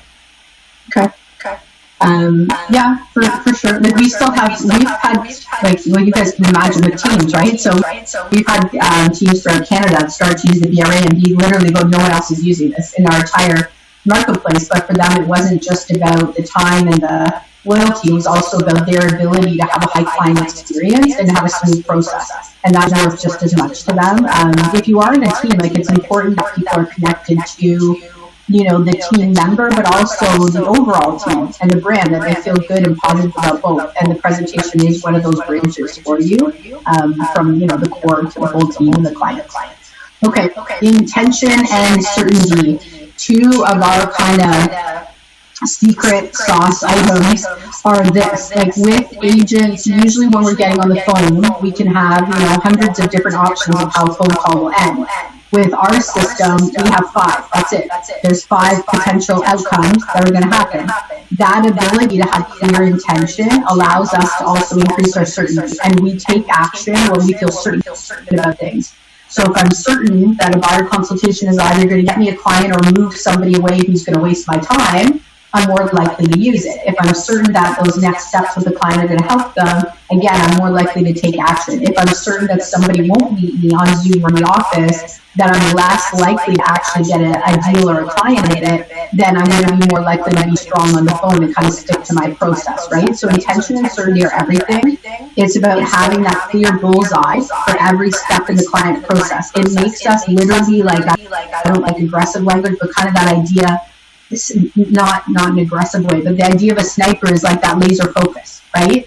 And in our business, the client process with clear intention and certainty makes us that like strong power in moving people to those set processes. Because instead of having hundreds of options, we've got 2 or 3 or 5, right? It makes it a lot easier to be powerful the less outcomes we're offering to people. So that's part of the mastery, just to build a section of what's the difference in the mastery area versus overall. Didn't need to do that yet. The other area of mastery is this. It's that magic pause. I would say that my natural personality is a little bit mixed, but it's more CD. So it's like systems and ideal and efficiency and all that side of things. And even my Myers-Briggs is very like systematic, strategic, long-term focus. So like all these little pieces create the outcome. It's not by fluke. It's by looking at how all these little pieces merge together. So it's really important if you're naturally really relationship-based, and I mean, I love people, don't get me wrong, but you're very like a network or relationship-based, you might naturally be more in touch with the client. But as you learn systems and scripts and presentations, or you change them, maybe you're just switching it up with us, it can be easy when you're trying to remember what to say to lose touch of the connection with the client. So we always, it's really important if you're going to go to the mastery level with a listing pres or a buyer presentation.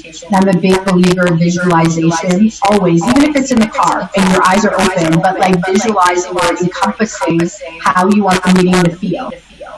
How are they going to feel? What is the tone? What type of language are you using? If it's in the morning, what are you going to wear, right? Like all of those things allow us to be so much more present and to create the experience and the feelings that the buyers and sellers are going to have. So there's a saying that the most powerful energy wins, which means, again, if my intentions are higher, if I'm more certain, if I'm more committed to my outcome than the seller is or the buyer is, then I have a higher likelihood of securing that business with them. But if I'm not really that confident about how I can help them or guide them, I'm not feeling that connected or congruent, my energy is going to be lower, and I'm less likely to get the positive result. So that magic minute is, like I always say, sometimes in training, I'll put my hand on my heart, just like a reconnection. Like, wait, take a minute. What do I need to hear right now? Is this client talking less than usual? Are they talking more? What are they not saying, right? Some of our personalities, when they don't talk, is a way bigger red flag. What is their body language like? What is their tonality like? How am I showing up? Am I connected right now, or am I just being a robot and saying words and I'm not really paying attention to what's going on around me? So people who are great with these systems, it's because they have both. They have the heart side and the mind side, the science and the art connected. It's a really important part of it. It allows us to be present and just really connect with people. They can feel that, right? I can't say enough for visualizing outcomes before you go into listing and buyer presentations, even if it's just a quick reset. Like, okay, that's how it feels. Be confident. I'm ready to go, right? Really important. So this is where, actually, does anybody else have anything that they do to prep before they go into a buyer listing consult? Anybody have, how many people have some type of a little ritual around that? Like in the morning, I always had little kids when I was selling, so it was in the shower in the morning, I would take my meditation time. Does anyone have anything else they do? That reset? Okay. No? Yeah, try it out. Try to match the feelings or the outcome or the visualization. Give it a try. Okay. Creating. Oh, Google the buyers. Yeah, that helps too. Look them up on Facebook. Who are these people? Yeah, for sure. But sometimes too, just also, even if you talk to them and or they have a friend who's a realtor, or I'm competing, it's like just trusting your system, doing your best can solve most problems. Sometimes when we try to go, I'm just going to adapt or change it because usually it's actually a backfire. right? So yeah, look them up, but always go expecting positive outcomes. So this is really, yeah, good point, right?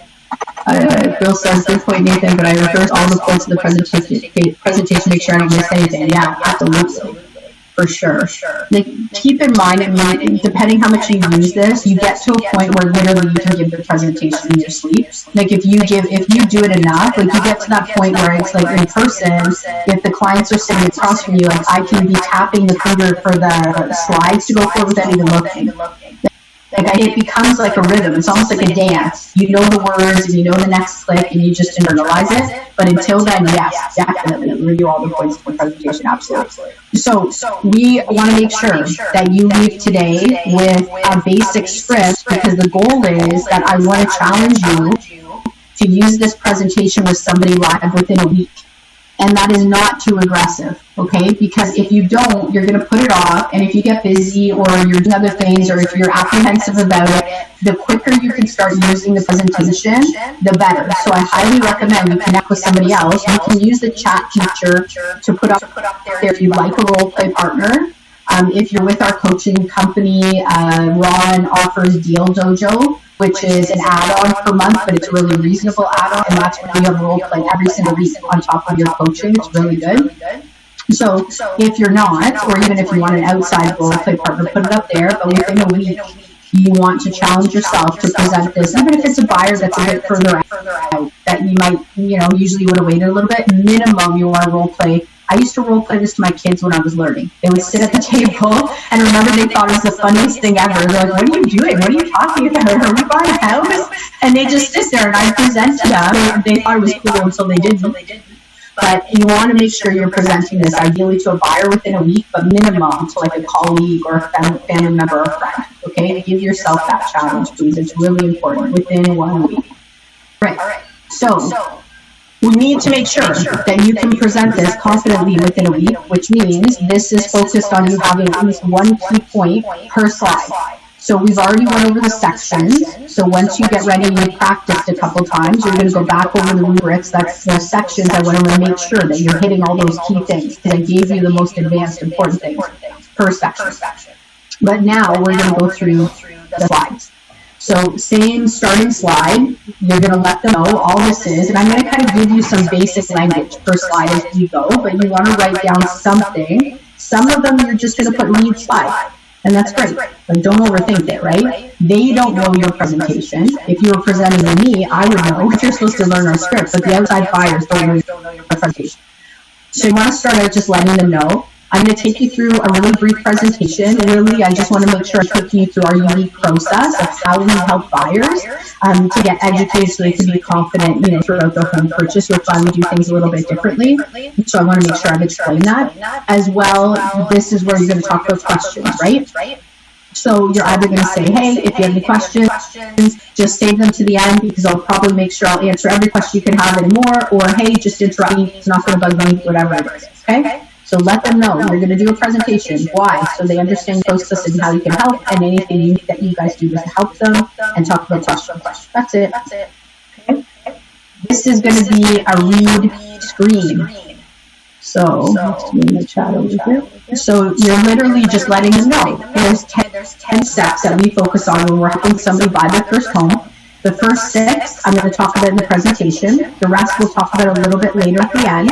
But we're going to discuss determining your wants and needs, selecting your real estate agent, getting pre-approved for a mortgage, get access to up-to-date information, market education, and how to make an educated offer. The other 4 we'll go over a little bit more at the end. So these are all of our pillars in the bridge, right? They're all of our steps, 1 to 6. That's all it is. Oh, I'm just going to that. I don't think she was talking to me, but if you were talking to Raj, just unmute again. Okay. Oh, 1 second.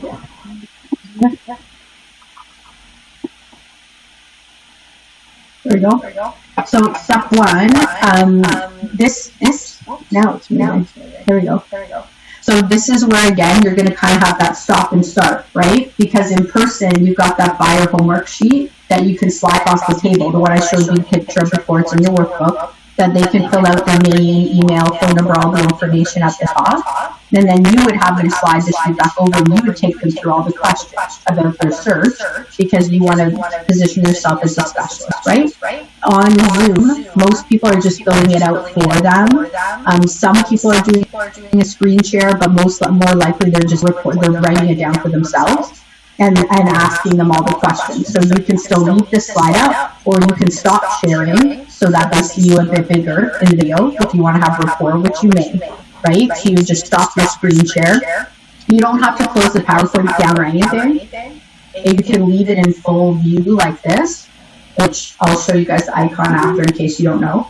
But you can press F5 or you can press, there's a little icon for like full view at the bottom of the PowerPoint. It'll go into full view like this. And when you stop sharing on Zoom, it'll allow you to just keep it open. So you can literally stop sharing, talk to them, fill out your buyer homework sheet, ask them all the questions we discussed. And then you would put this back up. So at this point, let's say we filled out pen to paper, we've done it for them, we've asked them a whole bunch of detailed questions at home. Remember, we've asked them what's most important to you about your next home, and we noticed, are they telling us all the stuff that they really want or telling us the stuff that they don't want?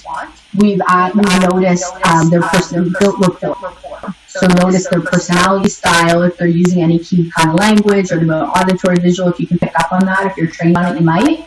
And then we're going to ask them a really important question that you don't want to miss. I already told you guys all this on the other sheets just in case, so don't worry.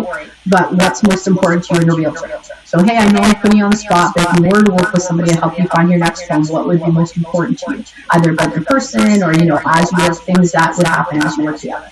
And you want to ask it a couple of times and make sure that you're going to emphasize what they said back to them as you go through this presentation. Good? So we already went over most of what this part is going to be. This is an optional slide that you guys have. You definitely want to put a little note to edit this to your city.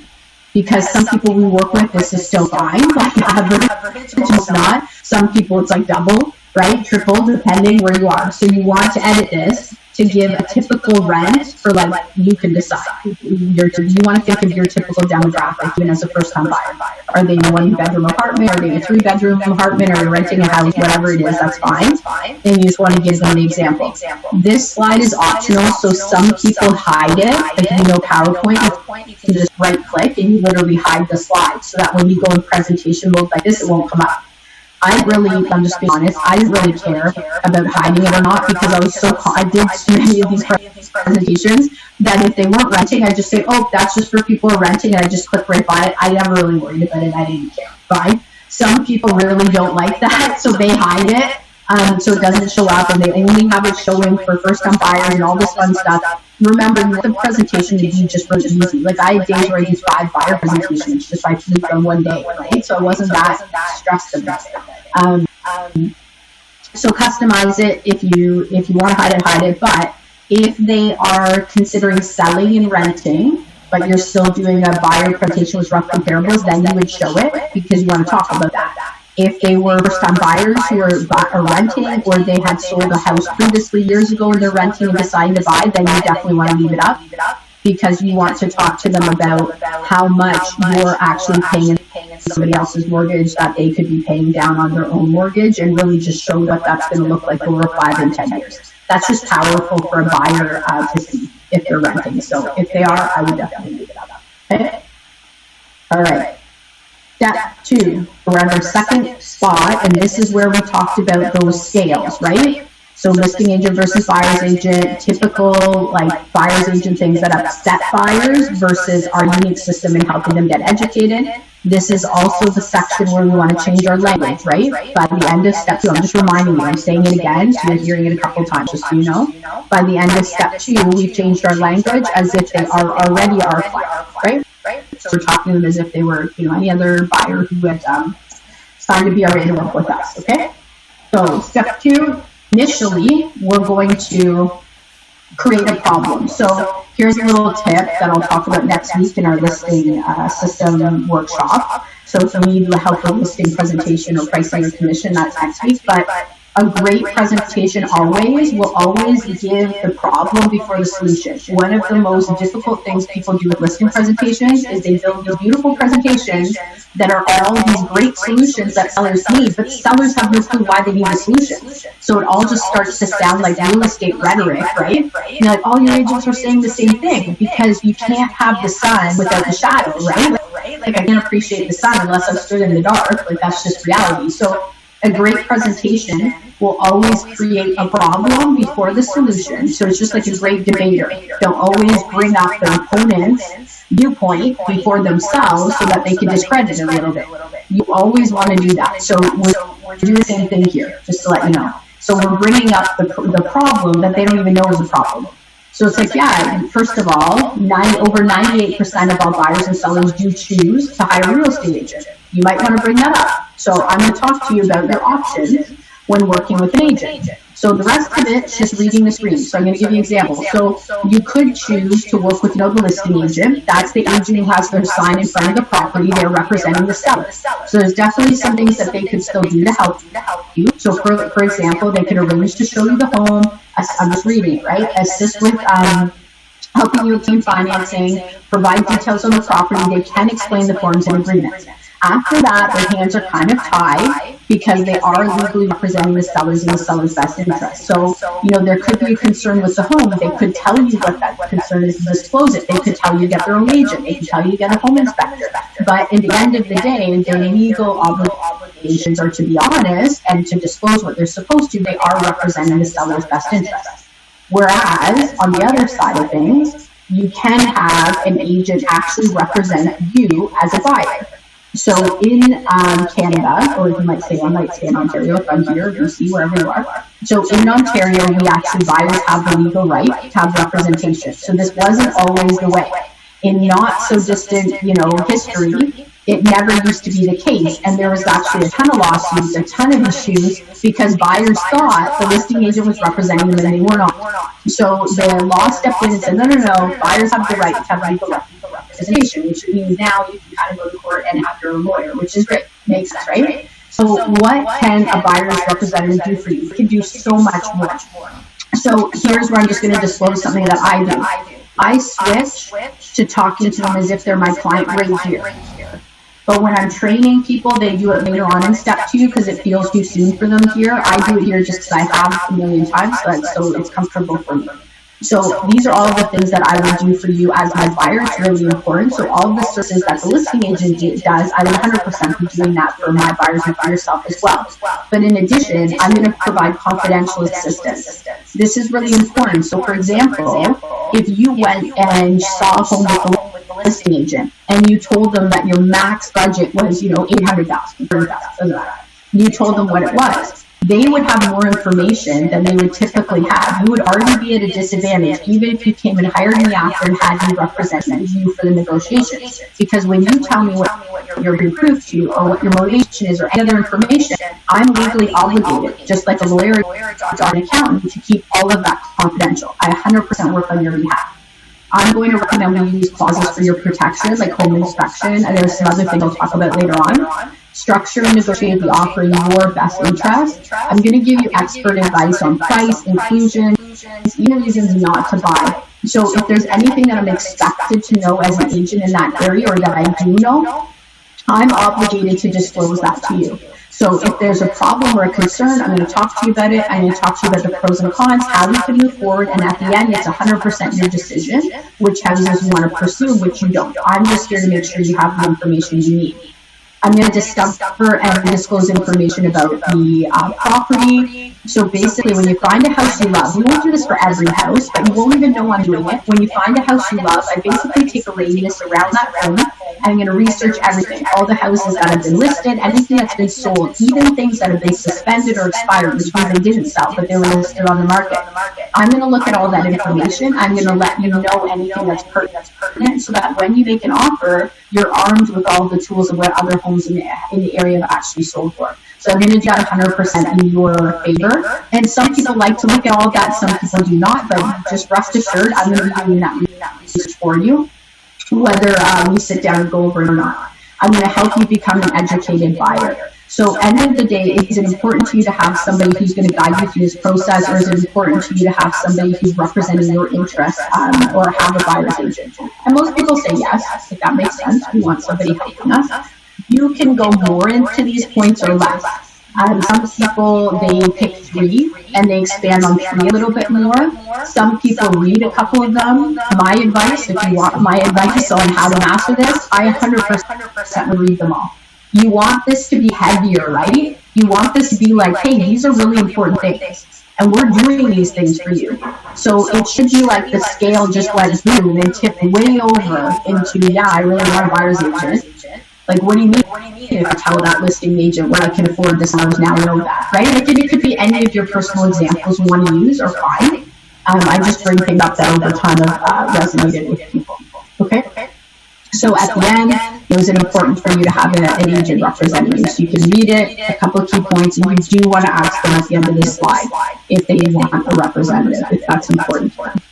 Okay. All right, let's move forward. There we go. I'm having a bit of delay in PowerPoint, so bear with me. I'm not sure why. Here, okay.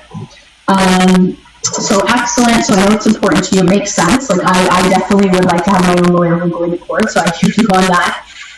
Here's some of the things that over time, we work with a lot of buyers. Now, what we found was that we started to hear things from buyers about frustrations when they were trying to purchase a home. And we really listened to this because we wanted to build something a little bit different. So remember, we had created listing agent as a problem, buyer's representative was the solution, right? Now, some of the traditional practices are the problem with buyer representative, and then afterwards our educated buyer program is going to be the solution. I just want to point this out, like as 2 scales, right? They just tip time. So what we know is, unfortunately, in this area, we work with a real estate board that has over 60,000 agents, and over 80% of those agents in our area are selling 4 homes or less a year. In fact, 60% of them sell 2 homes or less, and over 40% are selling 1 or none. So there's a lot of part-time agents in our industry, and there's a lot of differences in types of training and protocol and things like that. So we kept hearing from our buyers some of these frustrations, and we really wanted to do something about it. So they were saying they were finding that, the only people who were helping them were people when they were desperate to buy or sell. Like they had to buy or sell right now, and they weren't getting the help they needed. That they were getting techniques like the 3-home shuffle, where they show a house that looks like it needs to be torn down and kind of a house that needs a lot of work, and then the other house in comparison looks like a great deal, and then they put a lot of pressure that you got to buy that house now. So they just didn't feel like they were getting all the information. Provide good news information only. So they call it good news agent, right? Every house is the right house. Every house you should make an offer on it. I still remember being out for my second set of showings ever as a licensed agent, because I got my real estate license to help me purchase more investment properties with my ex-husband. And I remember being in the basement, and there was something going on. It was a wartime bungalow, and it was like a half basement. Anyways, there was some issues with something to do with electrical. There was still a knob and tube, and I can't remember. It might have been aluminum wiring, something like that. So we were talking about it, and I pointed this out, and this particular buyer had been referred to me. He had been working with another agent for about 6 months, and he had been referred to work with me because he knew friend and family with the investment. I was a brand new agent, keep in mind. It's like my second set of showings. And I remember the agent or the buyer saying to me, like, why are you telling me that? Why, like, isn't that a bad thing if it's knob and tube or aluminum, whatever it was? And I said, well, no, like, I represent you. It's my job to look for these things and disclose them. And was so shocked because he said one of the reasons we had such a hard time was that the other agent kept trying to push us to buy every single house. He would never tell us anything that was not, great about this particular property. And this couple, it was a husband and wife. They were young. They were buying their first house. They were unsure, and there was no way that I wanted to dissuade them with or push them into something where they'd be overwhelmed. In fact, what I find is we tell buyers, what's going on. Often their concerns are quite manageable. But what you don't know is scary, right? So they really don't want to deal with agents who are only telling them the good news information. They want something that's going to be a little bit more of an educated process for them. They're dealing with people who get discouraged because they see them as too picky, and ultimately they just kept saying they felt like they were left in the dark. They just didn't have representation. So this is the reason why we really went back to the drawing board and we decided that we wanted to focus on a system that's a little bit different. So our goal is to ensure that we help you become what every seller kind of fears, and that's an educated buyer. We want to make sure that you are educated on exactly what you can get in what neighborhood, for your wants and needs, for your price range, so that when you make an offer, you're confident that you're paying a price you want to pay with the terms you're comfortable with, and you're getting the right house for yourself and your family. So you're going to notice we follow your need a lot so that you don't feel pressured and you take as much time as you need to find the right house for yourself and your family. Okay?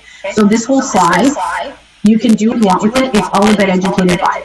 Okay, that's the whole thing. You want to repeat educated buyer a couple of times. That's the key language here. It's repeated on purpose because that is what you want. They don't want to have to trust my blind opinion on what they should buy. And as an agent, I'm kind of cool with that. It's like I want to educate you so you feel good about what is great value. That I've taken the time so you can see for yourself what's the best value in that neighborhood. And that's truly what you do want. Because otherwise you get kind of illogical buyers who are never going to purchase, right? Because their wants and needs don't match their price range or their terms or whatever. Okay. So I just want to make sure, I'm going to say it one more time, make sure please that you're writing at least a key point. Listen, particularly if you're not in coaching, listen to what I'm saying on these slides because I'm giving you so that you can read and take a couple of key things from what I'm saying so you can start using this within a week. If you are in the coaching system, again, you've got webinars, you can watch me presenting it, but I'm still challenging you guys to present it within a week too. So if you need to do a key point, do a key point. Same challenge exactly. Okay, so again, you're going to see this theme's continuing, right? As an educated buyer, you're going to read it, I expand on it, so an example. So as an educated buyer, we're going to make sure that you're not going to overpay for a home because we're going to get you educated up front. You're going to know exactly what you can get within your price range for your terms. You're not going to have to settle for what's available because, again, you're going to be out earlier. So you're going to be realistic about what's a great deal and what's not. And if you have to wait a little bit, that's great, but you're going to be able to see what great value is without the market escaping you. You're going to know right away when you found a great deal. Again, we're going to be out in advance. You're going to put yourself in a stronger negotiating position overall because you actually have taken the time to get educated. So in the end, it's going to save you money, it's going to save you time, it's going to save you heartache. Notice that this is all really early mentality, right? So there's no risk in this. There's no risk in market education. There's no risk in getting educated up front. This all feels really safe and comfortable. This is what most buyers are looking for. They don't want pressure from the agent. It's the opposite of what they're usually hearing, okay? That's actually very intentional. How do we help you become an educated buyer? So we're going to provide some really important things to you. First, the most up-to-date list of homes currently available. So everything on the market, even things that aren't even on the market yet, that are coming out from our team or from our brokerage. Number two, we're going to help you access the best financing rates and packages. Because of the volume of business we do, we have relationships with the best lenders in town. So whether you're focused on the lower down payment, the lower interest rate, the best terms, and how to support the mortgage, whatever it is, we're going to focus on that to make sure that you get the best options available to you. And we're going to protect your family, you and your family's best interests at all times. I think one of the most important things is the last one. You can really underestimate how stressful it can be for people sometimes searching for a home. And I remember when my sister actually wanted to purchase, she had a really good friend who was buying at the same time, and he worked with, an agent who, I don't know how they were connected. My sister had tried to recommend him to work with me, but he didn't. So we had these two parallel experiences happening, and my sister would talk to me about how stressed out her friend was because he's trying to find a mortgage broker, he's trying to find a home inspector, and he's driving across town to drop deposit checks off. And she came back to me after and she said, I would have had no idea how many extra things you were doing for me if I wasn't watching him so stressed out going through the same process. And I always remember that. My goal as an agent is to make sure that you literally just need to focus on finding the right house for yourself and your family within, your price range and needs. We are going to coordinate with everyone else. I have my team in-house, but I have an extended team of lawyers and home inspectors and mortgage brokers and everybody that you could possibly need to connect with to make this a stress-free transaction. And I have my team members helping me inside as well. So you'll notice we all communicate with each other, so you don't have to run around and find experts you can trust, I will only recommend people to you that we've used hundreds of times with positive feedback from our clients. So it will literally be a night and day situation from a buyer trying to navigate all of this for themselves. Right, so that's an example. That's a story I tell because it's a true story. It's literally when I realized how important this was, because otherwise I just did all this stuff always, and I never really realized the power of it for the buyer. Okay, so that's step 2. So remember what I said, if you do a great job with step 2, you already are halfway over the bridge, even though you're not halfway through the presentation, because if you do a great job with step 2, by the end they're literally seeing you as their agent. You've created a lot of trust. They understand how you want to approach the experience, and they're responding to you, talking to them as if they're your client as well, which is really important. So step 3, this is where we're going to talk about financing and pre-approval. This is one of those things that sometimes buyers will tend to do late. They think that it's their job to find the right home for themselves first and get the financing after, when in fact it's completely opposite. So in real estate, how it actually works is that we want to go through and get you a pre-approval up front, so that the bank has the time to pre-approve you as a person, like pre-approve your finances, so to speak. So that when you find the right house, they're not trying to pre-approve you and pre-approve the price of the house at the same time. So depending on the market, you might be able to have a condition for financing where you're pre-approved, now they're looking at the house. In certain price ranges in certain areas, everything is selling multiple offers, which means that we have to do our homework way up front and make sure that we know exactly what your standing is for financing. So there's so many benefits to doing this. One, it's going to save you hours of time, because we're not going to be out there looking at houses that it turns out you can't afford, or maybe you could have afforded more and you're frustrated. It's going to save you thousands of dollars. Interest rates are at all-time low right now, which is quite unbelievable. But what's great is that the banks actually give you the opportunity of the best of both worlds. So if we pre-approve you and lock you into your rate, let's say 90 days from now you actually close on the home. If the rates go down at that point, depending on the bank, some of them do 60 days, some 90 days, some used to do a little bit longer.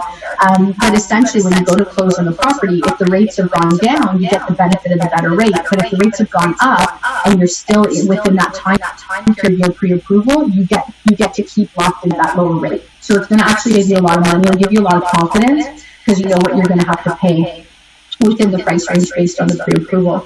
You're going to have less stress throughout the process, because we're going to have done the heavy lifting up front. So you know you're fully safe to go out and shop for homes, fall in love with that right property, and not worry that you're going to lose it because of financing, which unfortunately happens more than you would suspect. And finally, 4, get a better deal on any home you want, because even in a more mixed market, I can actually show somebody an example of your pre-approval and show them that you are actually pre-qualified, that you've done this homework, that the bank's standing behind you. And I think it's really easy to think of yourself as a seller. You know, if we were selling your house and we were sitting here and we got 3 different offers from 3 different buyers, and one of the agents told us exactly who pre-approved it, they verified that you were pre-approved with the bank, and they showed that to us, and the other 2 hadn't gone through that process yet, which one would you feel more comfortable taking? And that's exactly it. We always want to work with people who have gone through the process, because even then, sometimes things come up in financing. So we want to make sure you get a better deal on the home, and we're going to do that by being in a position where you can come in strong on the negotiating table. So there's so many benefits to doing this up front, and it's so easy. So there's 5 steps that we'll do finally to get the pre-approval, but for yourselves, have you already gone through a pre-approval? Is there a certain bank you like to deal with? They're going to say whatever they say. Is there anything like self-employed or immigration, anything that we need to consider for special products with the bank? Is there any chance that you might need to move, before 5 years, or that you pay off the mortgage? So I'd ask them a whole bunch of questions. Do you have a copy of pre-approval? Did you bring that with you? Is that something we can look at together?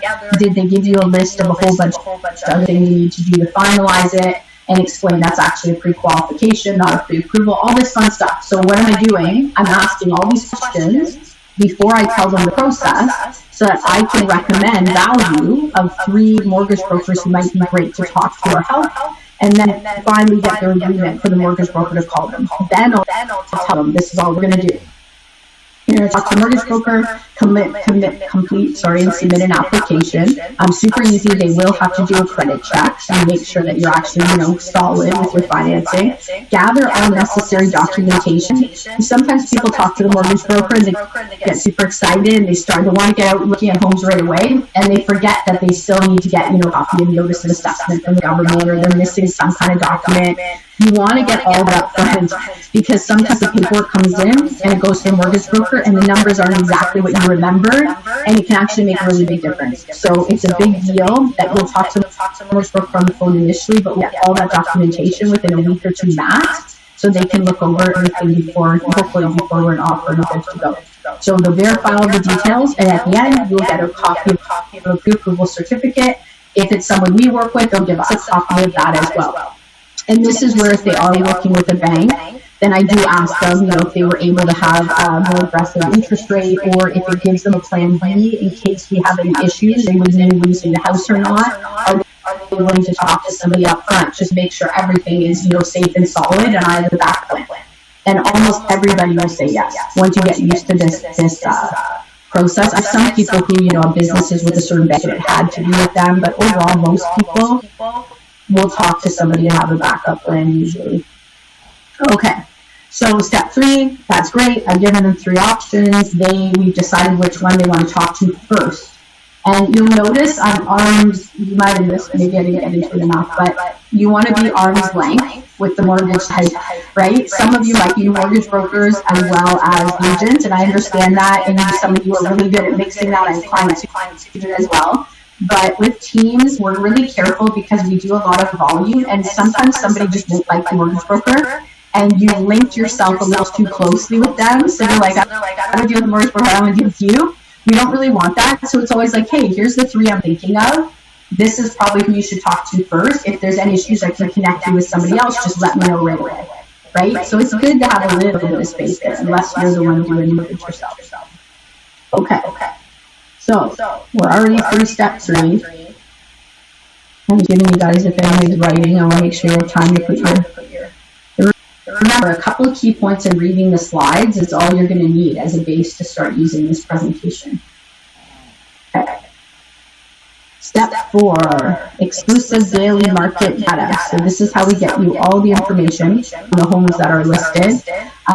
You've probably been on realtor.ca or realtor.com, and I mean, it looks something like this, right? There's all sorts of houses available, and it seems like there's so many choices, and they seem like great value. And here's what it looks like when I actually look at it from my realtor view. So some of those houses are sold conditional, some of them are suspended, some of them on inside, you did a ton of work, but you can't tell from the public profile of what's going on. Some of them are holding back offers, but you don't know that. So you think it's sitting on the market, but really they've got 20 offers registered on the house.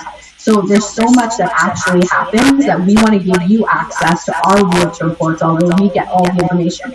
And even then, the market moves really quickly. So we're going to want to get you out there so you can see what houses look like off the screen and in real life, and we can keep up with the pace of the market, which can be really, really quick right now because there's a lot of demand and not as many homes on the market. So we'll talk about that as we get out there and start to get educated. We want to make sure you get the most up-to-date list of homes available. So we're going to make sure that for us, we kind of talk to our clients about what they wanted and what they said that they really wanted a system that's going to sift and sort for them. So it's going to tell them, what's new, what's had a price change. So they didn't want to have to go through like all the public system every day again and again. So that's what we set up to do. Our team is going to know your needs and wants. We're going to let you know about anything new, but we have a system that's going to send and automate all the new listing or price changes, so it'll come right to you. So if you see anything that I have not sent to you, you can just send it over to me. I'll get you all the information. But rest assured, if it's on the public MLS system, you will be sent it as long as it's with your criteria from us. So end of the day, again, we want you to become an educated buyer. So we want to make sure you find the house you want in the area you want for the price that you're confident and comfortable paying for it. And this is how we're going to make sure you get access to that. So these ones are just read screens, but they're really important. So how are we going to help you become an educated buyer? One, I'm going to take all your needs and wants that we've already discussed today, and I'm going to put them into our team or brokerage. You can change this. This is fully adjustable. I'm going to put it in my team or brokerage's computer database, and I'm also going to put it into full realtor database to make sure you get everything available on MLS, and I'm going to share it with the entire team of agents that we work with. So we have meetings every single week, and I talk about all my new listings. I also talk about all my new buyers. So if any, and so do the other agents. So if anybody has a new listing coming up that matches what you're looking for any week, this is for any week moving forward, they're going to be talking about it at that meeting. And I'm going to send you a message and give you a heads up so you can drive by and be aware of it well in advance. In addition to that, we work with whatever brokerage, and there are X number of agents all over Timbuktu. I'll just give you guys an example. So they send out and give us a heads up of any hot listings right away as well. So I'm actually involved in multiple networks, even outside of the team, to make sure that we get a heads up on the best properties for you.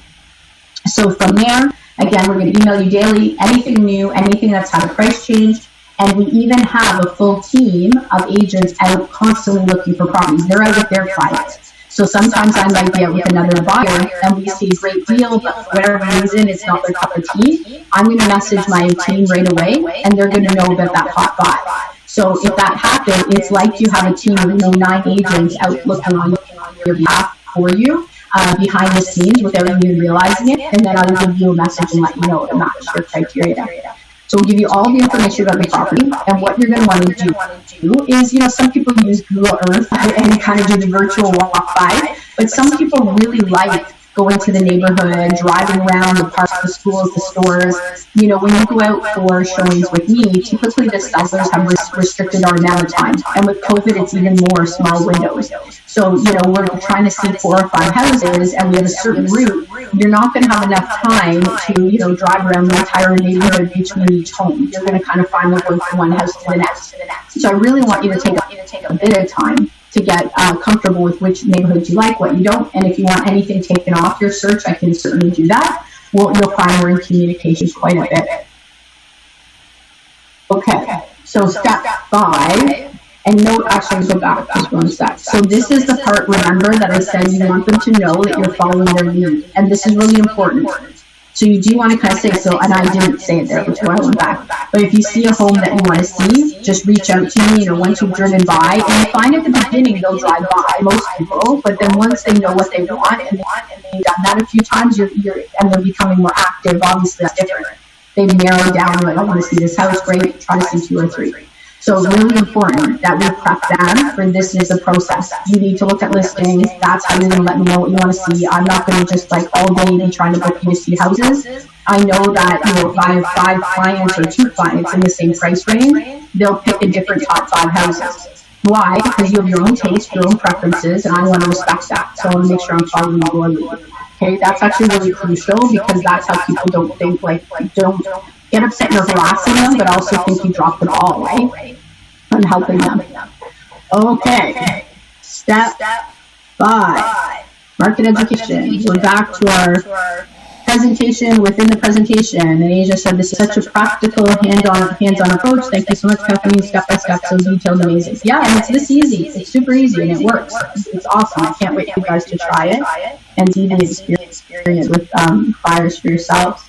So market education, this is where we want to start by just letting them know, right? Different is better than better. So this is something really unique that we do. A lot of agents think it's a waste of time to take buyers out earlier and get them educated, but we actually know it's one of the most important things we do, and it's why buyers will work with us again and again and again in years. So this is where we're actually going to get you out, see homes as quickly as possible, over the next week. So we might do this on Zoom, where we go over all the listings and the photos and virtual tours together, so you can see them through my eyes, and I can give you some insight into how they look at the listings and how we're going to narrow down what you like and what you don't like. Or we might do it in person. So market education is so really important for so many reasons, but I'm going to talk to you about a couple of them. One, you want to understand what your price range offers from your own eyes. I want you to feel so confident and comfortable when you finally make an offer on a home that you trust from your own experience, us going on seeing homes or doing that over Zoom, that you know what good value is and what it isn't. When I was first in the industry within the first 6 months, I had taken out a young lady. She was buying her first property. She was buying on her own. And we went out, and she was pre-approved. She was ready to go. And sure enough, we go in and we see a house that she loves. It's an admitted property, and it's priced undervalued. To this day, I'll never know why. It didn't go in multiples, they didn't hold off, nothing like that. And so we went back to the office, and I sat down with her, and we literally spent probably 2 hours, might have even been longer, going over all the comparables to show her what great value this house was. And it was actually kind of like one of those unicorn houses. It had everything she wanted. It was a great price.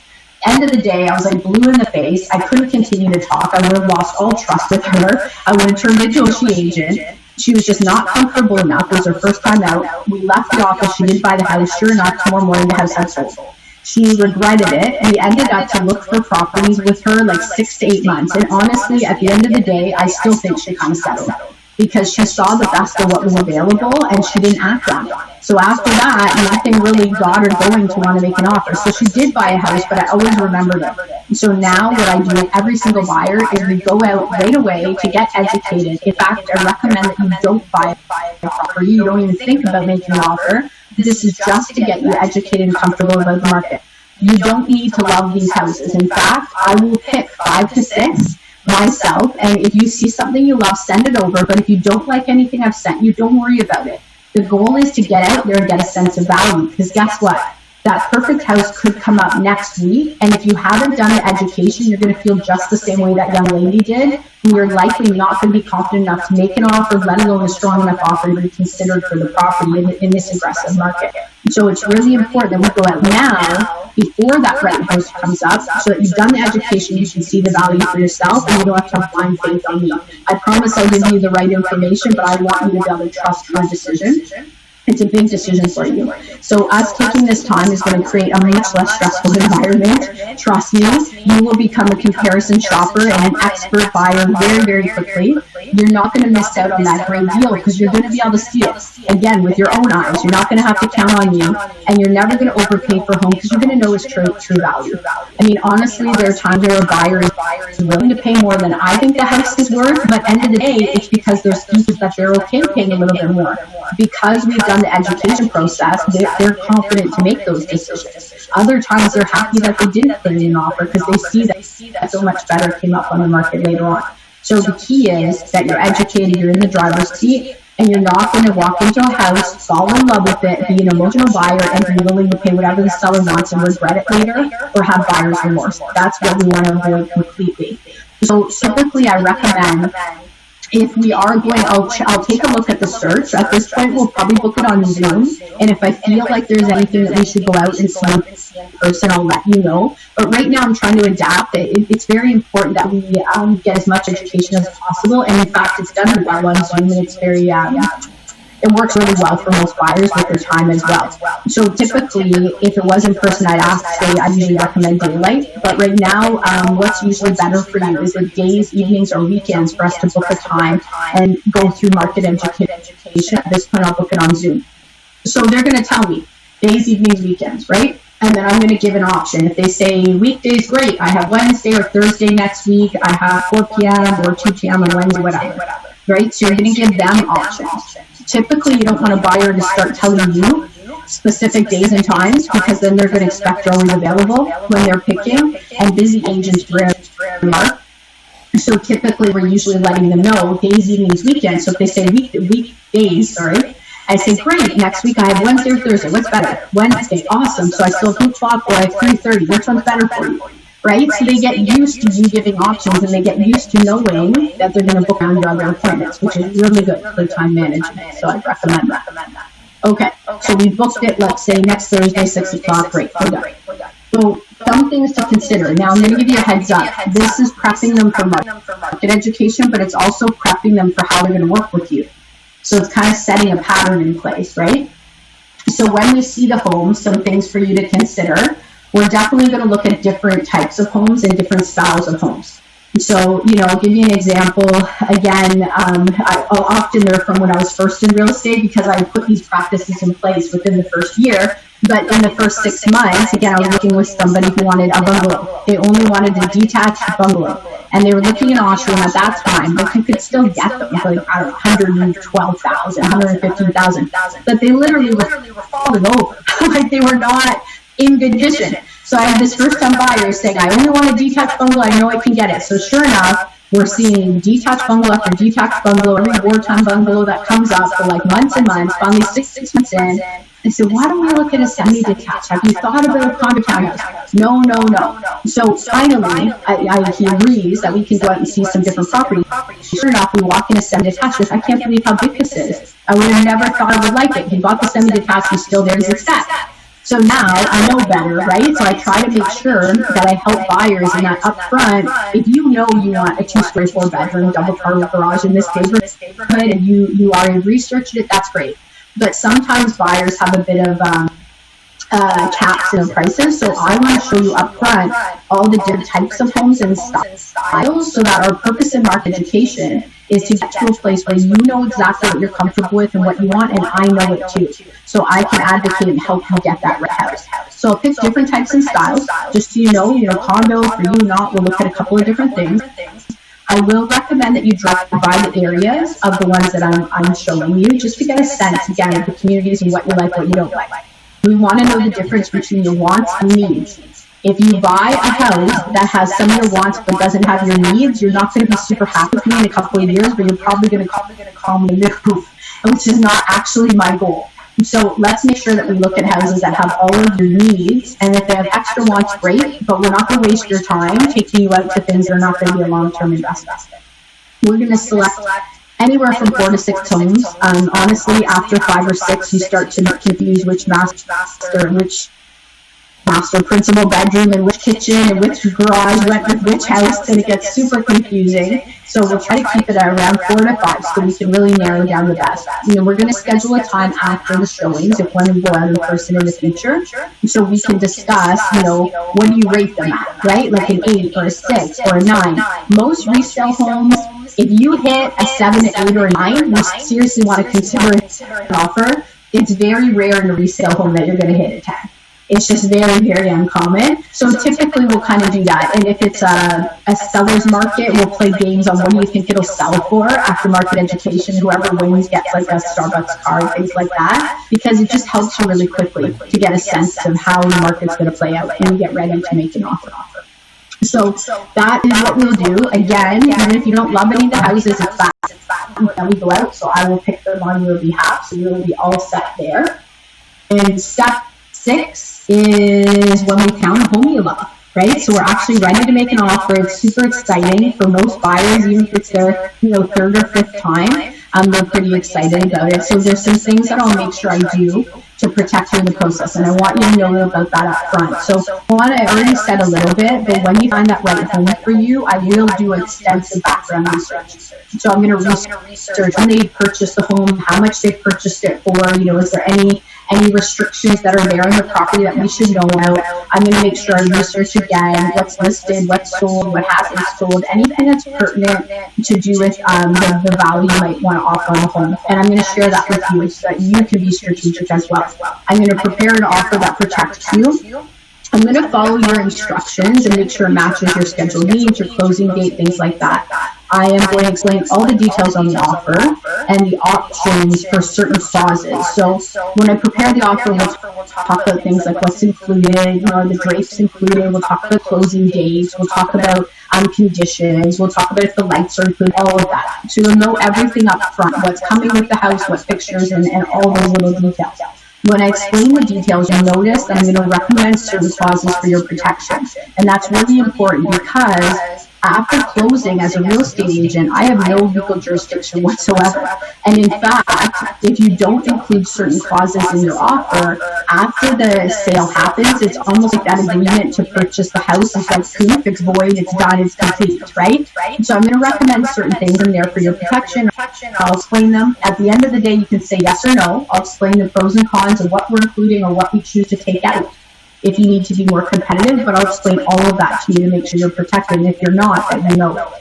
And finally, I do try to present the offer in person prior to COVID. I'm a big believer in negotiating in person for my agents, or my agents, for my clients' best interest. Now during COVID, I do still try to have the agent and the other clients on a Zoom platform. I think it's really important to talk about who you are, to make sure they know you're pre-approved, to explain that we're coming with good faith, Sometimes offers can drag out. It used to be a fax and then it was a scan and you're not hearing back from the agent. And I find I can be so much more powerful face-to-face with a listing agent or with sellers. So I really try to do everything I can to have an advantage when it comes to negotiating on your behalf. And just to let you know, I am a full-time agent. This is what I do 24/7. Year after year, I'm selling anywhere from 10 or 15, sometimes even 20 times more than the average agent does in home sales per year. So it's not unusual that I would sell in 1 year what an average agent would in 10. And this is really important for you to know, because there's nothing negotiation-wise that somebody couldn't put in front of me that I haven't dealt with hundreds of times before. And even if I didn't, I work with a team. So the idea that a team that does the volume we do would have anything that's kind of unusual, pretty unlikely. So I only tell you this so that you know you're in good hands when it comes to negotiating on your behalf and navigating this process for you. So that is the exciting period when we found the house. And finally after that, we would talk about home inspections, waivers, selecting a lawyer. Final inspection is like walking through and taking pictures, measuring, sometimes super fun. And then you get the house. And again, we only recommend, it's kind of cool, you don't have to navigate all of this for yourself. Like, we recommend that extended team of people that we've had feedback from hundreds of clients that they're very happy with their services when it comes to lawyers, home inspections, all that kind of fun stuff. So we'll take you through all of that. And at the end of the day, as an educated buyer with us, we're going to make sure that you get the most up-to-date list of all homes available. Anything that had a price change, you will also get. Any new listings, you're going to get access to the best financing rates and terms. We're going to make sure that you pick out the homes you want to see, the homes you want to make an offer on, and I'm only going to select market education. Other than that, you're 100% in driver's seat. I will not be pushing you to get out on showings. We're completely making sure that you're navigating that, and I'm going to help you negotiate the best deal possible and protect yourself and your family as we're going through that process. We get all of these services completely for free with our full team actually supporting me and working on your behalf as well. And again, it's no charge to you. So the value pride of our team or our brokerage, oops, I'm blocking a word and I forget what it is. Hold on. No. Oh, it does not cost you anything to have me have a whole team of people working for you.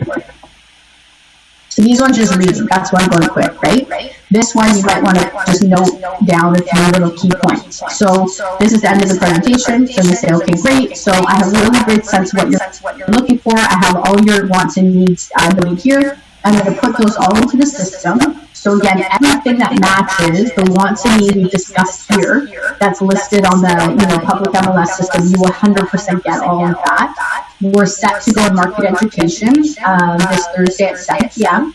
So I will be picking a few homes for us to see on Zoom. If you see anything you love, please make sure you send it over. I 100% want to include it. And from there, we'll talk about a plan for when you're ready to go out on showings. When you are ready, I will negotiate on your behalf. And the only thing I ask for in return is a commitment of loyalty. This is really important because it means I represent you and not the seller in each and every home we go through. Does that sound good to you? They say yes, great. We just have a little bit of paperwork to do. Okay, so it's just a summary statement. Like, that's the part I want you guys to hear. I'm just summarizing the key sections we've already talked about. That's literally all I'm doing. Okay, I'm going back to some of the key pillars and just reminding them that we already agreed on this and are we still good to go. That's literally all it really is. Good? So I'm just going to open chat in case questions.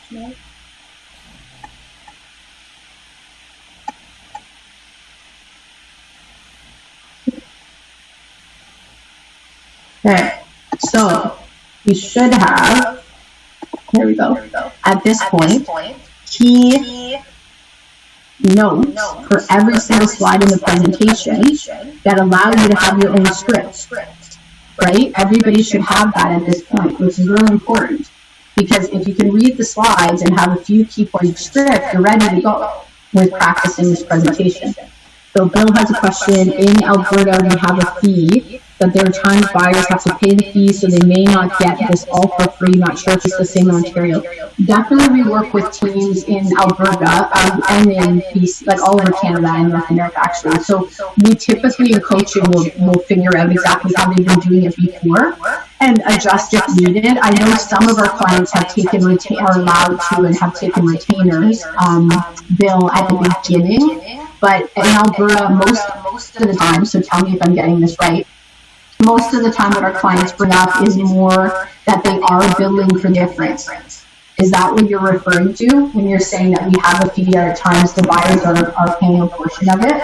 I just want to clarify because...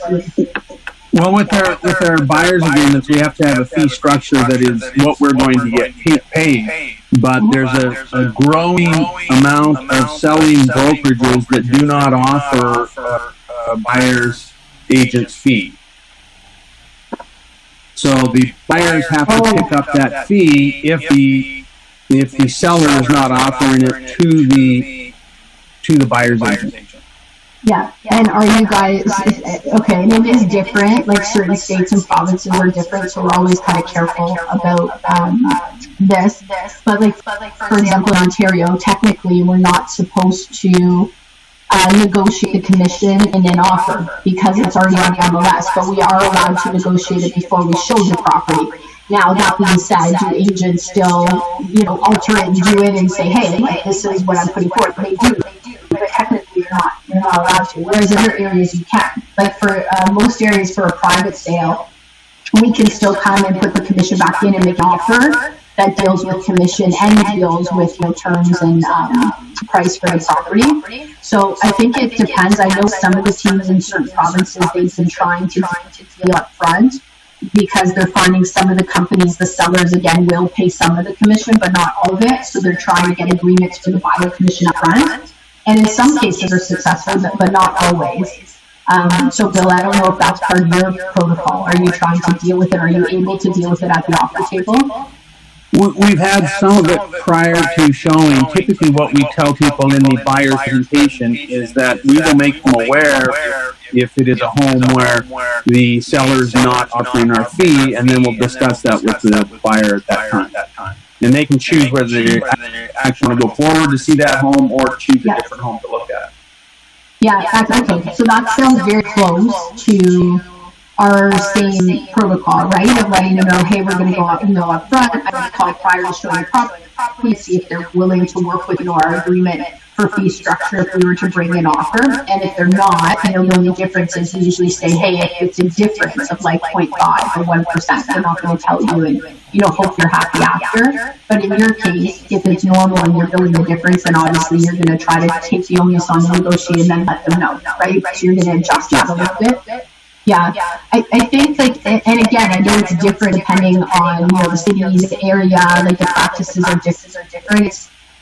When you get to the high volume again, just always, and this for everybody, always make sure that at the end of the day, you're still doing what's going to make sense on the mass, not on the per person, right? Because again, in some areas, we're going to get way less people working with us if we said, hey, we're going to charge you the difference, than if we signed everybody up and took a hit for like a 1% difference. But I think, Bill, I'm hearing it's a little bit more prevalent where you're at, so you have to run the numbers. But if the likelihood of you getting hit for the difference in commission is really low, you're better off to get more buyers, is my point, right? Like it's all just running the likelihoods, which is what we do with systems all the time. So it sounds like you've already looked. Like what percentage of listings would you say you would show that would not be offering a cooperating commission? It's less today than it was, say, 2 years ago or 3 years ago. It has dropped. So we don't get a lot of them. And if it is a difference, say 0.5%, we don't bother with that. But it's when they're not offering any percentage, that's when we have to go back to the buyer. Yeah, But if it's a change in commission, say it's it's kind of, it's a pill to swallow. But if it's 0.5% or 1%, we just go, okay, we'll suck it up and we'll get them long term. So. Yeah, for sure. Okay, that's good to hear that the trend is going the other way.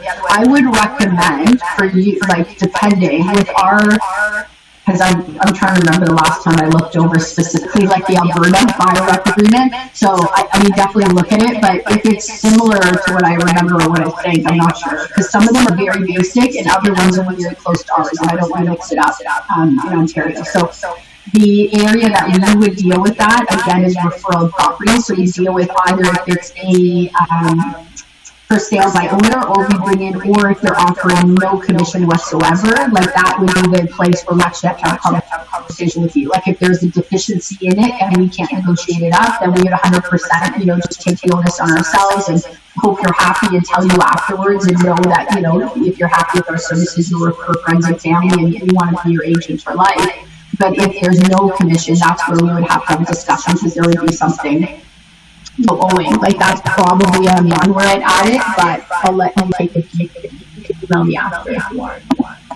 Okay, thank you. You're welcome, of course. And then again, sold is just what we got when we're in person, what we're doing the paperwork, because you don't really want to close the computer. It's actually awkward, and it senses people to leave, right? Just putting it out there, like if you're in person, you close the laptop, people start to get their bag. Is the woman get their purse, then when people get their purse, you better get ready, you're leaving, right? So you want to lit up on this slide when you're in person to actually talk about paperwork. Just I wouldn't close the laptop. Okay? So that's where we're going to talk a little bit about buyer representation, and I know we're a bit over with the break, but we're also not that far from the end of the day. So how are we feeling? Because I think I promised you guys another 10 minutes. Are we good to take it now?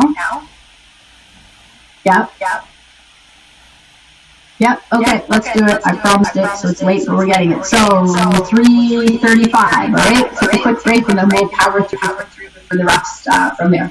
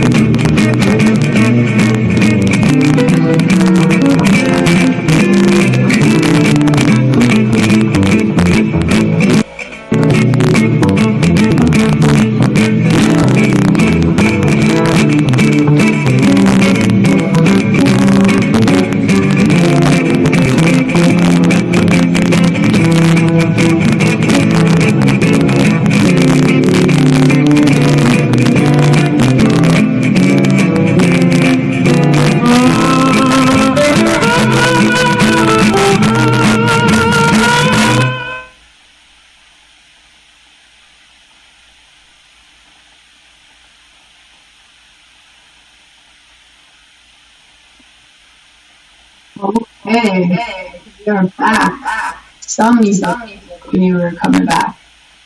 All right. So So let me see, because we're going to talk a little bit about buyer representation. Now we're going to talk about a little bit for what to expect with conversions and some examples of what putting this in place can mean for your business, just with some example formulas, and then action items with how to do this workshop and get results that are tangible for all of you. So let me pull back up that.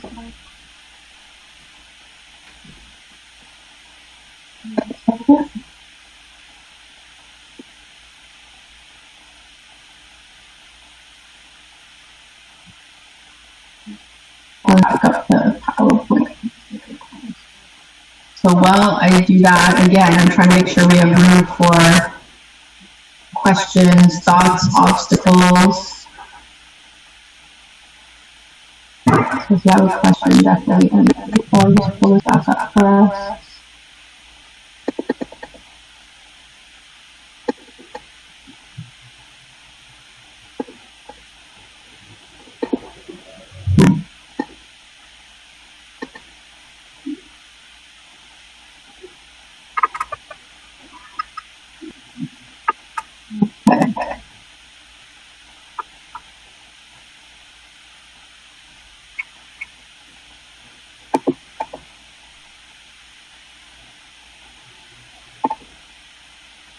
Questions? Okay. Making sure I see the chat in case you guys type something in.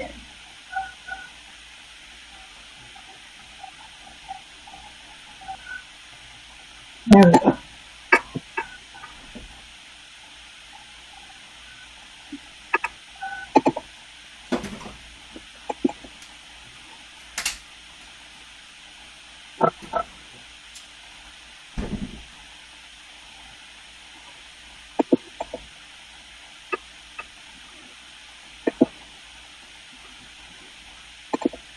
Okay.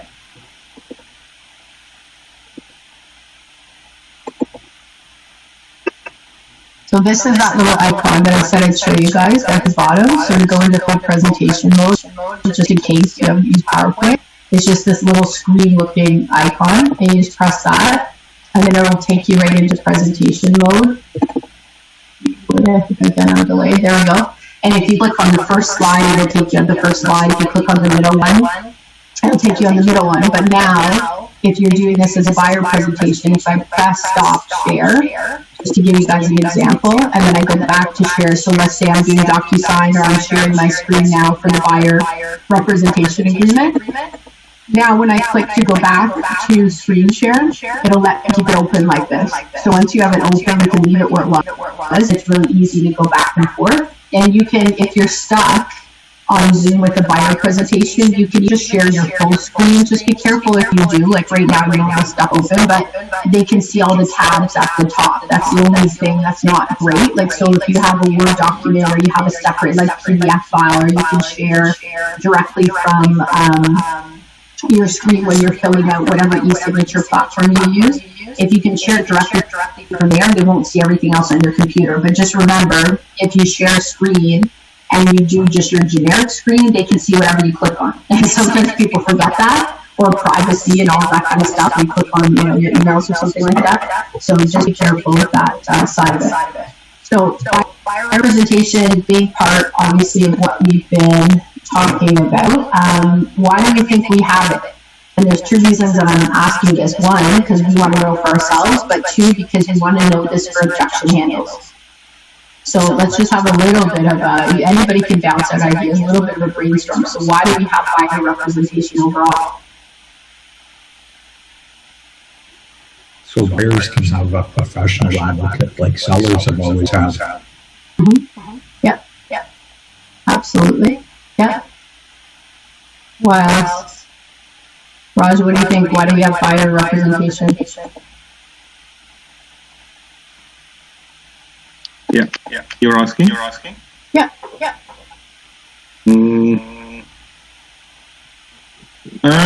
That's to protect us and to be able to give our full in terms of give them to have the agency agreement and give our full, the best. Mm-hmm. Yeah. The anything, the fiduciary duty that we owe to a client. So having a buyer representation is definitely a good thing for both us as well as the client. Mm-hmm. Yeah, absolutely. Yeah, I mean, and it's shifting, which is good, right? Like the perception of agents and buyer representation agents have changed like dramatically in the last 10 years. I mean, definitely there was even like 10, 12 years ago, people would say, oh, they're just for the agent. Like, I don't like signing them because they're not good for the client, right? There was this whole idea that it was just for the agent to get paid and they were totally one-sided and biased. And it's amazing how much that changed, which I think is really positive. And I'm glad you brought up the fiduciary, right? So end of the day, like, yeah, you just said clear on responsibilities. You know, you're not going to go to court a lawyer unless you sign a retainer. They have to legally show they're representing you and that relationship is clear and transparent. Elizabeth said it's inappropriate to provide advice and act for a person under contract. Yeah, so we make sure we're not soliciting. I think that's what you're getting at, Elizabeth. Make sure we're not soliciting other people's clients who are legally represented. Yeah, by somebody else. Thank you. Clarification and loyalty is there. Yeah, for sure, absolutely. So, and also depending, most places in North America, we are obligated, right, to discuss that legal relationship, and we're obligated to, not most places, only discuss it, but put it down to writing at our earliest convenience. So that's something that we agree to do as agents. So when, as agents, we say, well, I don't like making somebody sign that, or, their friends or their family, or they were referred, so I feel bad. If their friends or family, really, why would they have trouble signing something with you that you're working with them to help them buy? It's just a perception thing. There's just been so many different ways that people perceive the agreements. But at the end of the day, if you would, and I'm not saying you would, but a lot of us are on this because we would like to position our businesses as, again, professionals. And our North America really understands what professional level doctor, lawyer, accountant services look like. We understand that. And you couldn't have a lawyer saying to you, well, I'm not having somebody sign that because, we're friends. That wouldn't make any sense. Because a lawyer saying, you have to sign the retainer, because if you don't do that and I don't do a background check and make sure there's no conflict of interest, I won't legally retain you. And I can't make you think that I'm legally sort of representing you, and I'm not. Like, that's not just a conversation or a handshake, right? So a lot of people who work with extensive buyers with ERAs, they also have that awareness to saying, hey, like, I want you to know I legally represent you, and I want to know, and I want to make sure that there's clarity there, and they take those responsibilities really seriously, right? So that's a piece of it. Bill said we get in trouble if we only get them to sign at the same time as writing an offer. Yeah, and that's the other side of it that people don't talk about as much. And I think it's a problem, to say, well, I don't have client sign those, but yet we have to sign them, or a customer. We have to disclose our legal relationship, whether it's representation or it's a customer-client, right? So to have somebody sign with an offer, that's not, doing anybody a favor. Then we're not explaining it. We're not going over it as in depth. It's a lot more professional to sign them separately up front. They know you're representing them throughout the entire process. So we don't have people going, I'm not above my agent, so I found the right house. It's like, no, this is part of what we get paid for, right? To help you research, to help educate you throughout the entire time. Okay, so why do we have representation is actually really important, because for most provinces I think we're all in Canada today. Last time, usually we have some people in the States. I don't think we do. If I'm wrong, please tell me. But, what was I going to say? So when we're explaining it, most of the provinces or boards, they have lawyers that are drafting this paperwork, right? So that's really important if you're getting objections or if people are unsure of their paperwork. You want to know the history of buyer representation in your province or your state. You want to understand that, and you want to know who's creating those agreements and if they're standardized. Because for buyers and clients, that's really important information. So hey, if you're going to purchase a property in whatever, Alberta or in Ontario, before we do that purchase, if you'd like an agent to represent you, this is the exact paperwork that lawyers have created on our behalf to protect you as a buyer, to ensure that you know whether you're represented or not. And so if you didn't sign this paperwork, you'd actually sign a customer agreement, which discloses that we don't legally represent you. We're obligated to honesty, obviously, and, straightforward accounting and things like that. And we don't legally represent exclusively your best interest. So those things are really important, because they create a lot of comfort for for people understanding that they're standardized, they're created in the buyer's best interest, that we're not just writing them up ourselves, right? Those things create a lot of peace of mind if you're getting questions, particularly if they're like, I like paperwork. Shut down objections. Honestly, Brian, I don't want the lawyer looking at it, I'm not sure. You want to make sure that you can really bring a little bit of that history in there. So we already answered this, so who was buyer representation designed to protect? Definitely both sides. I think it's fair to say it protects us and it protects the buyer. My personal opinion, and I'm not, you can take care of it, I think it protects the buyer a little bit more than it protects us, because whether they buy or sell, we are obligated to legally represent them, right? I don't just pay my lawyer, my accountant, my doctor, in Canada, it's a different doctor, but they don't only get paid whether I win. You know what I'm saying? If I'm audited and I lose, my accountant still got paid. In real estate, if I help them look for a house for 9 months and they don't find a house and they end up not buy, and then they buy, 5 months later with another agent, I'm not compensated for that time, and that's part of the risk we take on, right? So with the BRA, that's also great to explain, hey, in this business, if you end up to not buy, you also don't owe anything if it's set up that way in your area, but I am legally obligated to look after your best interest, to work on your behalf that entire time. And if you buy or not, that's part of the risk that I take in my business, but I choose to commit my time to clients who are loyally working with me, because that way, if you do buy, then fair is fair, and then I would be compensated for my time, right? And that's a nice way of explaining it, so see that you both kind of have skin in it, right, with our version of these agreements. And there certainly are places where people do collect and bill for their time, but the majority of them, it's when they buy or sell, right? So here's some of the things that we hear all the time and that you want to be prepped for. So you want to create a list of the most common questions or objections or even mentalities that buyers have in your area, and you'll probably have a few, and you want to in advance create value or how you're going to deal with any of this. So definitely all the time, people are hearing, I don't have my clients sign those, these contracts are just a trap. Once they have you signed, and no incentive to help you find a home. And a 1-year contract is unheard of for buyers. These are things that are going to come up. They're questions that are going to be asked. One of 5, or actually 4 of many. There's many other things that can come up. So we want to make sure in advance you prepare a what's in it for the buyer response for any of the typical questions you're going to get in your area. It'll just give you a lot more confidence, so you don't feel, surprised, right? Okay, they asked me something and I don't know how to respond, so you want to be prepared with that. But the question is, do buyers deserve full service the entire time you help them, or just once they're doing offer? And this question is designed to kind of make you think about it. What are the times when I do provide service, even though they're not formally working with me, and do I explain it so people understand that I can help them the entire time?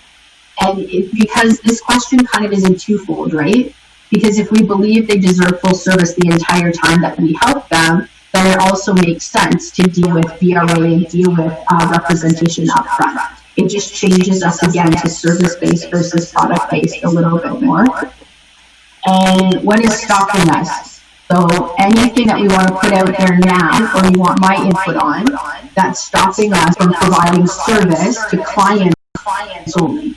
So we communicate with, customers or leads or potential clients, right?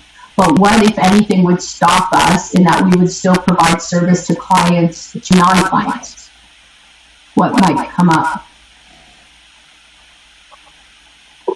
What do you think?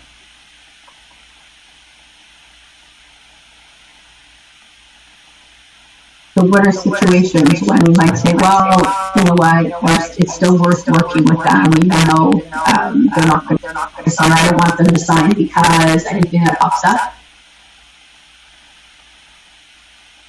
There might be times when you should show your own listing to someone who doesn't want representation. Okay, I'm glad you brought that one up. That's a great one. I'm really glad you brought that up. So there are times, I'm really glad, that's an important one. So if you don't have an agreement with your seller, that you're only going to show the property to people who, either, are pre-qualified or that you met with or that are shown photo ID, then it might be, I'm going to say this differently. I highly recommend that you communicate to your sellers your policy on this, right? Because some people have a policy that if the buyers are not willing to meet in advance or they're not willing to show photo ID, things like that, they agree that in fact to service the seller they will not show those homes to those particular buyers. Other people are of the mentality that it's our job, our fiduciary duty when we have a listing to show the home. Many sellers are happy to have agents who are secured and sorting, both for security but also now for health reasons. Like with COVID, it's changed that, right? There's definitely a little more, health side. But for security, sellers, when they're asked about it, are very happy to have listing agents actually having some sifting and sorting or some pre-screening of buyers, which I think is really important, and it protects your time as well. So that was a really great example. Definitely, you want to explain that policy very straightforward to all of your sellers. And some of the agents or teams have that agreement that, again, so if they won't go on a Zoom or they won't show photo ID, that they won't show the property, others will still meet with them and, they'll sign a BRA for that property. Others will say, hey, they came on Zoom, you don't want to hire us, fair, I'm still going to show it, right? And there's some ethics in that. But, I can say for sure, there's only once that for me, and I've had it a couple times with coaching clients, where people would not meet and people came into the office but would not show photo ID, would not give any information. In those cases, we don't show them. Like, there's no way. If somebody's going to come in and they won't show me verification, it's like, whether the house is vacant or not, we will not do that. And that's a commitment made to my sellers, and in fact, my team members made it too. So if I was showing listing, even though I was part of our team, and took somebody who I didn't meet with or didn't see photo ID, I'd be breaking our commitment as an entire team. So it's a really important process, or part of the process for sure. So there's that. So we might show it once when they meet with us. If the person, and this is a lead conversion workshop, so I don't want to go too far into it, but definitely some people have the policies, but there's the language to deal with this. I'm just putting it straight out. They don't just say, I'm not showing the house. Like, we have a whole process that we go through, but that if, again, the buyer is not willing to go on Zoom before or to meet us at the office before, depending before COVID or your personal scenarios, wherever you are, where we absolutely would not book the showing. If anything, we refer it out to an agent on duty. But some teams won't even do that. Like, if they're not willing to meet with us before, and obviously something's up where they have their agent, they can have their agent take it through, right? So there is some systems behind that. But that was a great example. Any other thoughts that come to mind of things that might happen that would stop us from providing actual service to only clients?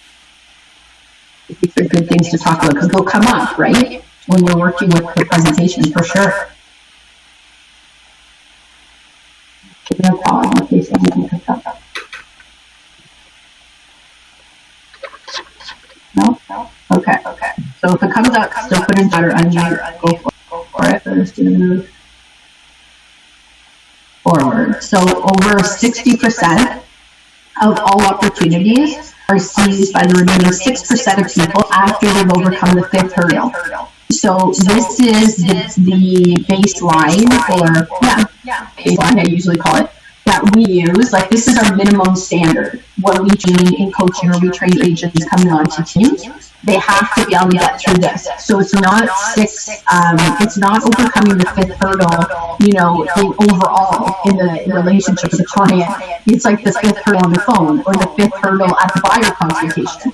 The majority of business is there for the master communicators, which is why we want to have these systems and these resources, right? Because 60% of business left for 6% is why we have such a big divide in the amount of production the top 10%, let alone top 1% does in our industry versus the rest of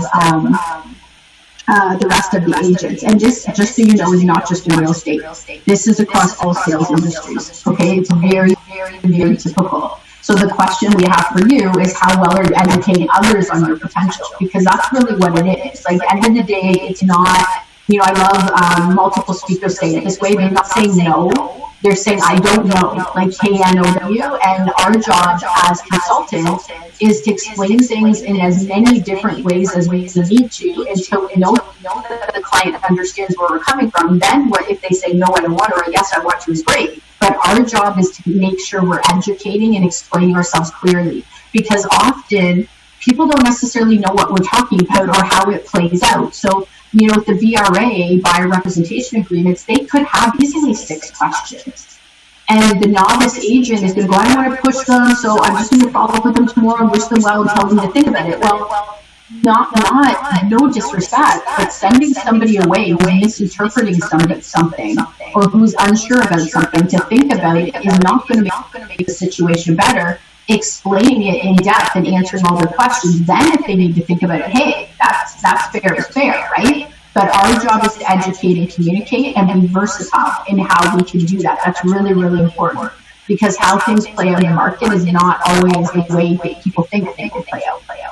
So we spend a lot of time on this when it comes to being on the phone, when it comes to overcoming, objections with BRA, things like that, because that's a huge chunk of the business.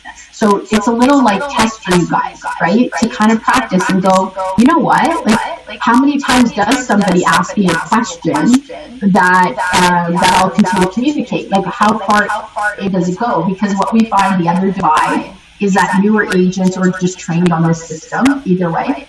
When they start to get what an experienced agent with this system calls a question, the newer agent thinks it's an objection. And they're like, well, they're objecting, and I don't want to be that pushy salesperson, versus somebody experienced with it. It's like, no, they're just asking a question. They're just not sure. Like, we're just talking. They didn't even ask me an objection. And you go, well, how long will you answer questions for? They're like, I don't know, as long as necessary. Like, we're just talking. That's my job, to explain everything. So a perception is a lot to with it. The other thing is, if they start asking questions that you're not prepped to answer, often we just want to shut it down because we don't want to feel uneducated or unprepared, which is why I said write a list of all the questions that you get or you start to get when it comes to the DRA agreement. Because again, our interpretation is our value, right? Our ability to kind of navigate, to interpret the DRA, interpret how this is processed and play out for the clients is very important. So ultimate consultation, next steps. End of the day, this is a dividing factor, right? Top 1%, let alone top 10% of top 1%, which like 80%. I would say 80% of our clients are top 1%. The truth is 80% of our clients are top 10% of the top 1%, right? They're doing huge amounts of business. So there's a big difference in mentality. We can look at reasons, right? Or we can look at results. Great reasons always have results.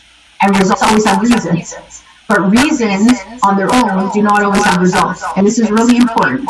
So sometimes when we're using new tools or systems, we can kind of go, here, I'm going to give you guys some examples, right? And you wouldn't know unless you had like the mentorship or coaching or other people who use these systems to support you. So people might be using a buyer consultation. I'll give you some like straightforward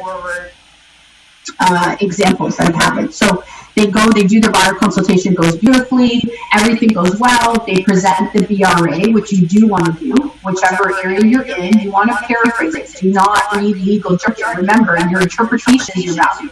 Interpret how it plays out and what it means to them, and like lay people like regular language, right? Legal language is confusing.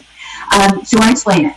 But they're getting to that point, and let's say, here's like real case examples. So you have the buyers say, yeah, but I'm not sure if I'm going to buy in Mississippi, in Mississauga, or if I'm going to buy in Windsor. I don't really know, so I don't think we should sign anything because I don't know which one I'm going to buy. Or I don't know if I'm going to buy now or if we're going to buy in 6 months from now. Or I'm not sure if we're going to get financing, so I don't really know if we should commit to working with an agent. I'm not sure if we're going to buy a house. So probably, we shouldn't do anything like this until we're going to buy. All of these things are assuming next steps. Our job as a realtor is always to only focus on value and explaining the step or act, right? So if you buy here, you buy Windsor, that doesn't change anything to do with the fact if you're going to hire an agent to help you in this area. If you buy here, great, then I'll get compensated. If you don't, the onus is on me to help you. And if you end up to buy elsewhere, hopefully I refer you and I get, you get to work with somebody I trust. But if I didn't, definitely you are not obligated to purchase a house whatsoever. I'm obligated to help you figure out what's best for you, right? The financing. Once we find out the financing, if it takes you 6 months or 8 months, I'm actually going to connect you with mortgage brokers we work with who work really hard for our business because of the volume of business that we do. So you're going to be much more likely to get people really working hard to get you the best options available. But if there is a delay, definitely if you need help next year, year after, that's fine. Just do not obligate you to buy a house, right? So when you're face to face with the client, sometimes these reasons sound like they make sense because we don't want to be pushy. But the reality is, often the reasons that come up are just questions, and they're totally inconsequential to whether they signed the deal or not. The only consequence is you're now not going to be the agent helping them, right? So it's really important to kind of go high level when you're listening to these things so that you can navigate without getting stuck in the reasons that really aren't going to make sense for results, not just for you, but for the client. Right? If they're trying to navigate this, is it going to be easier for them to navigate it with somebody with a vested interest who sincerely wants to help them, who has a process and is going to guide them whether they buy it or not? Or is it easier for them to navigate by themselves when they're already unsure of what next steps to take? See what I mean? So it's really important, if you're doing a ton of, for example, buyer presentations and you're only having 40% of them convert, you could say, well, it's because of COVID, or I'm only 40%, but I'm really happy because it's working sometimes, or, the other people, I just continue to work with them. I'm just trying to sum the mentalities that happen. End of the day, those reasons don't have results backing. Top 1% mentality is always going to say, what's the baseline? What's possible? So the best people using these systems, what do they achieve? The average of all the people using these systems, what do they achieve? I'm going to shoot at least for the average, right? And they're going to look at the results and they're going to keep tweaking until they get there. Whereas the average mentality is well, I'm getting some results, it's good enough, but those reasons hold them back. So it's just a way of looking at business. Great reasons give you results. Results always have great reasons. Reasons on their own without results is another word for them, and we all know what it is. What's the word for reasons without results? Excuses. Yeah, excuses. And keep in mind, in case your brain's going here, there's a certain percentage of people who will not work with you. They're not meant to work with you. Results always have a baseline. There's even the best of 2% of people who work with them. So you don't want to go in your head and be well, they're good reasons because I'm not a pushy agent and that person didn't want to work with me. That's not what we're talking about. There's always a certain percentage of people who will work with you. That's not what it is. It's results about our performance, our ability to bring value. That's what we're getting at here, just because it's important for me that is clarified. Over 60% of these said all the opportunities are going to work with the 6% of salespeople after they've overcome the 5th no. You want to make sure you're preparing yourself to be able to be in that 6%, and that is simply practice and mastery and investing in systems that work.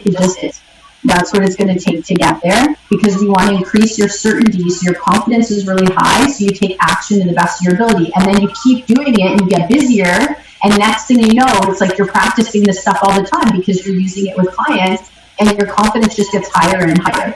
I don't feel bad promoting and motivating within our systems because they're all consultants-based, they're all education-based. There's no pushy, there's no trickery, we don't believe in any of that. So I feel really good about helping agents become more certain in a professional consultant place in our industry, because I truly believe it helps all other agents. It gives all of us a positive interpretation from the public. 9 out of 10, again, is your goal, right? So overall, the average of the agents coaching with us, or who have been trained in Elite Business Builder, for example, level 1 and 2, things like that, or who are in brokerages where they have to do buyer intensive program with us to get online leads, the agents who have been through the brokerage onboarding, so the buyer intensives, they have to do a program that's linear, right? So it's you have to do, if there's 20 steps to that program, you have to do all 20 steps. And at the end, you have to present your buyer consultation to your broker, and you get feedback, all that stuff. It's just a team. All the agents who have been through that program are tracked. Their average is double. So the agents who don't take the program are making half the money across the entire brokerage as the agents who took the program and passed it. They did the task, they did the whole deal, right? They completed it. It's not they just signed up, okay? So it's really important because they were forced, because of going through that, to get to a certain minimum performance, and that performance allowed them to convert more. So they didn't necessarily get a ton of extra leads. They were able to do a lot more with the business they had, which is really important. So if you're looking to get to that, like I said, just key points. If you're pretty strong, you can get 8 out of 10. If you're using some of our scripts or you're going through a program where you have accountability, like you're going to present to somebody, you can definitely get to 9 out of 10. If you are not hitting that, it could be one of things. Either your presentation isn't strong enough, or your communication at the beginning, you're booking with people you should, right? Which is the phone script part of things. But keep in mind, it could be either of them. So I don't want to say it's one or the other because I wouldn't know. Our top people who work with people like Shid in coaching, or myself inside sales, and people are always on the phone, they convert so much that they actually convert 7 times more leads to appointment versus the average agent who can have a system or script. And then we have like 5 levels in the middle for somebody newly trained, somebody who's like on a team, somebody who's like a superstar. But essentially, agents who are out face-to-face with clients, they can never get as high as inside sales because all they do is be on the phone full time, right? Like think about it, you can be the best on conversion, but you don't have 42 hours a week necessarily to be on the phones, whereas these guys do, and women, so they're getting 7 times that return. So end of the day, what's happening is they're doing, again, predictably much higher, many more deals per agent, because they're using these systems. They're converting much higher per lead, so they're able to make a lot more money, but it's not necessarily because they're having like double and triple the leads. It's because they're much more efficient, which makes them more productive and obviously makes them more profitable. So that is our base. Our company is committed to performance cultures for teams that are the most efficient, productive, and profitable in the world. That's our mandate when we set up any systems. So we're very careful about that. So what I want you guys to do for yourselves, because not everybody here is on the team or in the brokerage with a hybrid model or not necessarily coaching with us, right? So this is just like a quick, easy, this isn't a deep dive, but I want you to do it because I want you to have a sense of what this is worth to you as we're coming to the end of our day together. So number one, you can just do it on a notepad if you print it out, great. So I want you to write down your average gross commission per sale. So you guys are in different areas. This is going to be different for everybody. So how much do you make? And right now, just do gross commission. Keep life easy just for now. I don't usually believe in GCI, but we are right now. So whether it's 10,000, 15,000, 20,000, whatever it is. I usually sell X number of homes per year. So whatever your average is. And number 3, the percentage of buyers who sign with me up front is what? So what percentage of buyers right now are actually choosing to work with you? And if you're not signing buyers up front, I'm going to recommend that you be really honest with yourself, because that means that all new buyers, when you engage with them, anyone, like if you did a showing, if you like whatever, like whatever it was, like any new buyer you engage with and provided service to, what percentage of those ended up actually work with you? And it's really usually quite low, right? So you could literally be looking at like a 10% there versus our goal is 80%. You could say it's 40%, but if you tracked it, I doubt it is, but you could say that, okay? So that's all new buyers you're working with that you even showed one house, doesn't matter, that still counts, okay? That what percentage of those people currently would choose to work with you or end up to work with you, okay? Whereas number 4, I've set a goal for you that you master the results and you're going to get 80% of anyone you decide to book a consultation with. So not everyone you talk with, but when you talk with them, you ask questions and it shows that they can lead as a buyer and the time makes sense, then you're going to book a buyer consultation. So my goal for you, because it's realistic across our track, is 80%, okay? You book 10 of those appointments, and now let me clarify, just to give you guys, make sure that we're on the same page. That means the ones that show up. So if you booked 10 appointments and only 7 showed up, I'm talking about 80% of the ones who showed up. Really important, right? Because you're going to have some who cancel, rebook, no show, whatever, okay?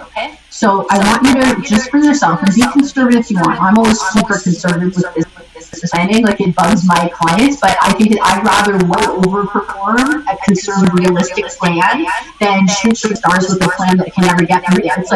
It's like having a race car that you can, like, I'm not going to work with. I always use cars and I don't know why. But anyway, it's like setting a goal with a car to say, I want to be able to drive, I don't even know a realistic goal. Let's like 250 kilometers an hour, whatever. I want to be able to hit that. If it should be way higher, just go with it. Knowing that, okay, I really want to hit that goal, but knowing that I have a car that can never go past 190. There's nothing practical about that. It doesn't make any sense, right? So we want to have a conservative goal that we 100% know our plan will allow us to achieve, and then we want to kill it, like go way over it, right? So I want you to do that, and then you can either unmute yourself or put it in chat. But I just want to see what it is worth to you, because this means you have to get to a place where you're confident enough with that buyer consultation that you can sign 80%, but you also are strong enough on the phone or email or text to get at least some people to meet you on that consultation, right? Because before, you'll have a higher percentage of people meet you for the show. With COVID, that's a little different now. But you would have. Now, you don't need as many people to meet you because you're going to convert way more of them, but you still need a certain number, right? So what do we think this is? If you calculated it, just throw it into chat.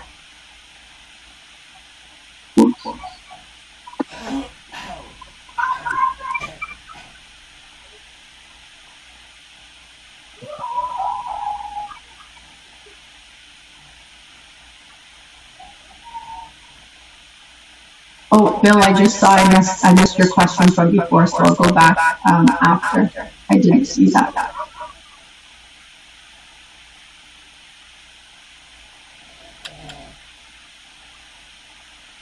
Oh, sorry. I think Bill was answering when we would provide services to somebody who is not our client, maybe. Maybe that wasn't a question. Let me know, Bill, if that was a question. I'm not sure. But as you guys have filled this out, you can unmute or you can put it in chat. What do you think being able to hit those numbers would be worth to an additional gross income per year? On a typical year, we're not going crazy here.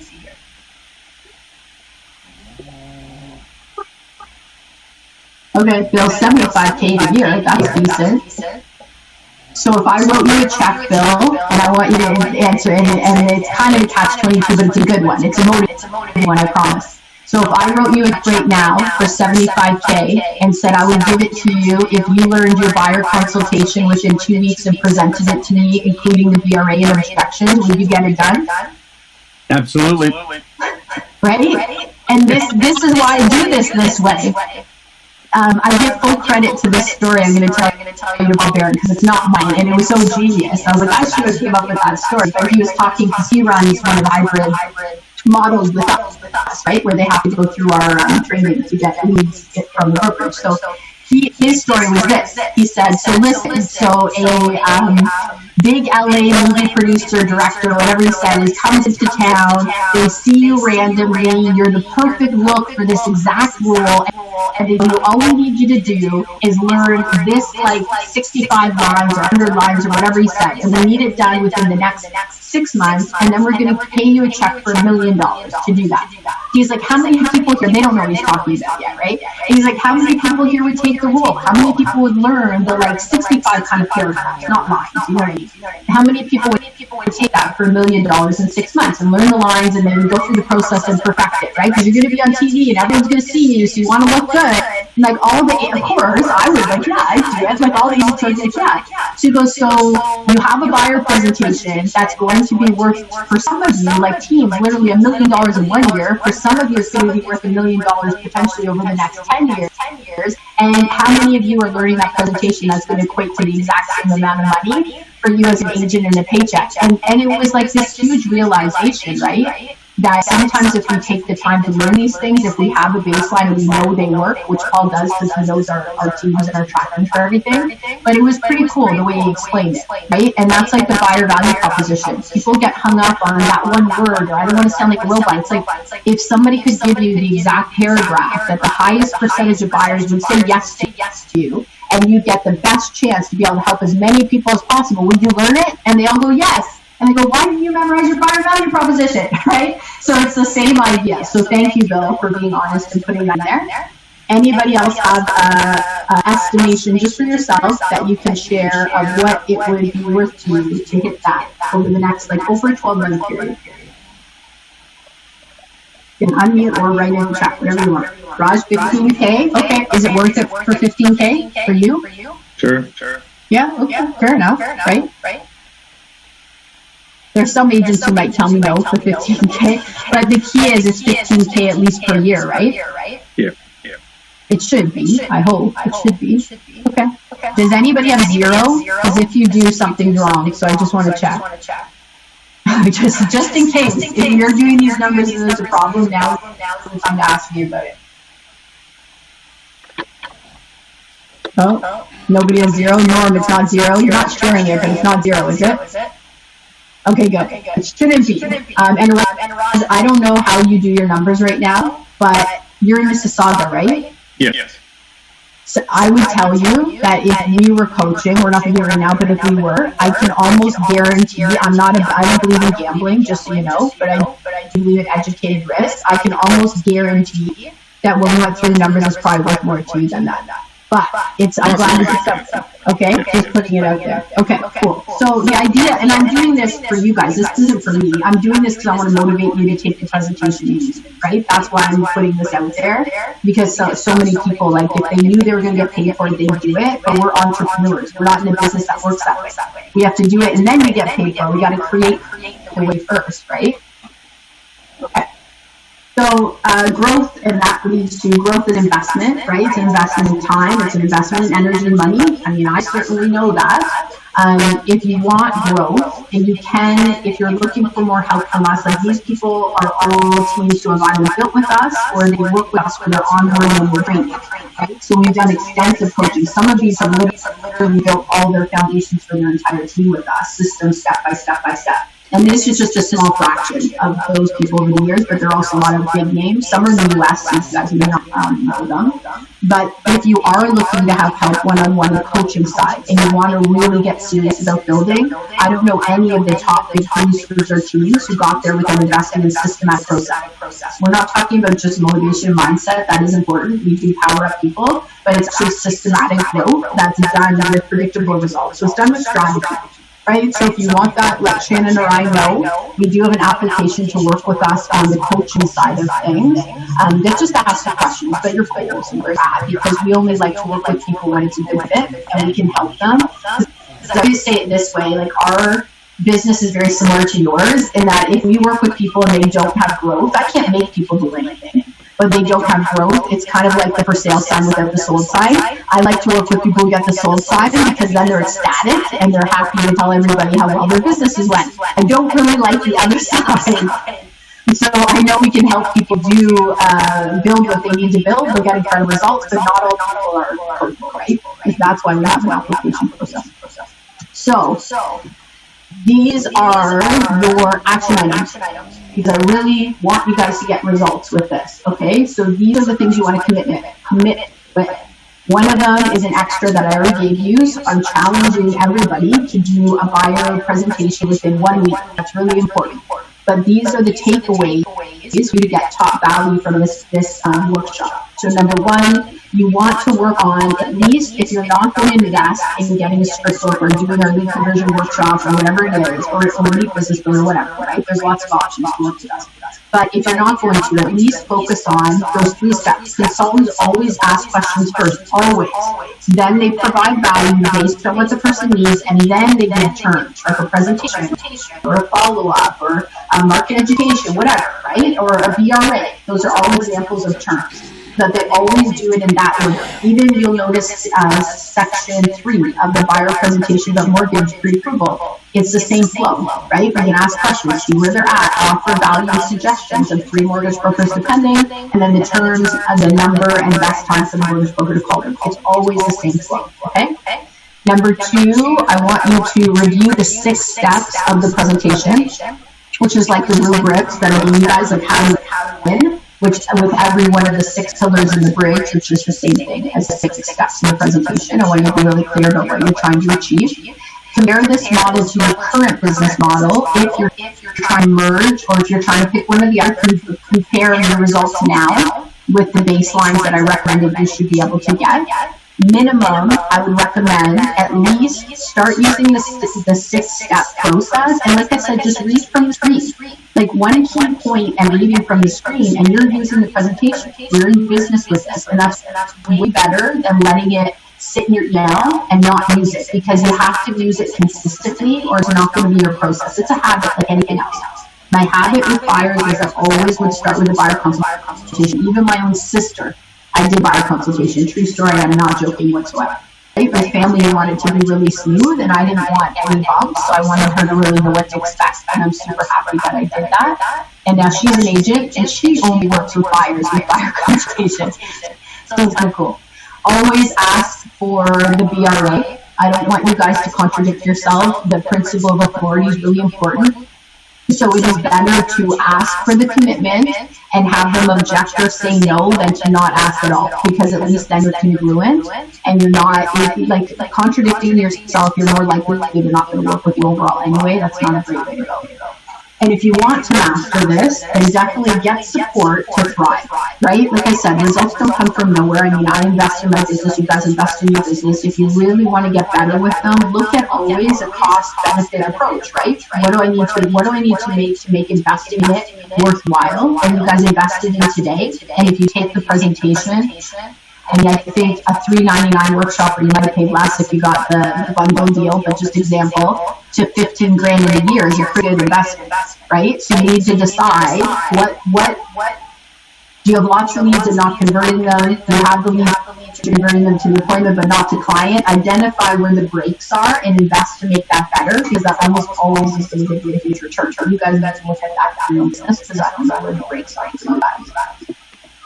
And before we end off, everybody who's, hold on one second. I just want to see top takeaways. So if you guys can unmute and just let me know, because this is for your brains, just to have like, okay, these are some clear things. What are the top takeaways from today? And anybody can jump in and start. Top takeaways from the workshop.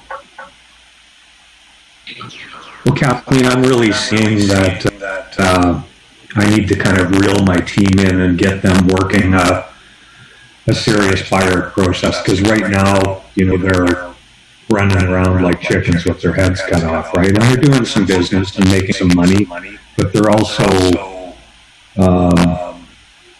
at some level living a very frustrating life from one day to the next, especially at this time of year when the market's really active. Yeah, for sure. And that, it's not the fast lane stuff. It's the stress. It's the interference and aggravation and the drop balls and feeling bad about it and all that stuff that takes us out of the game, right? So I hear you. And as a team, it's amplified.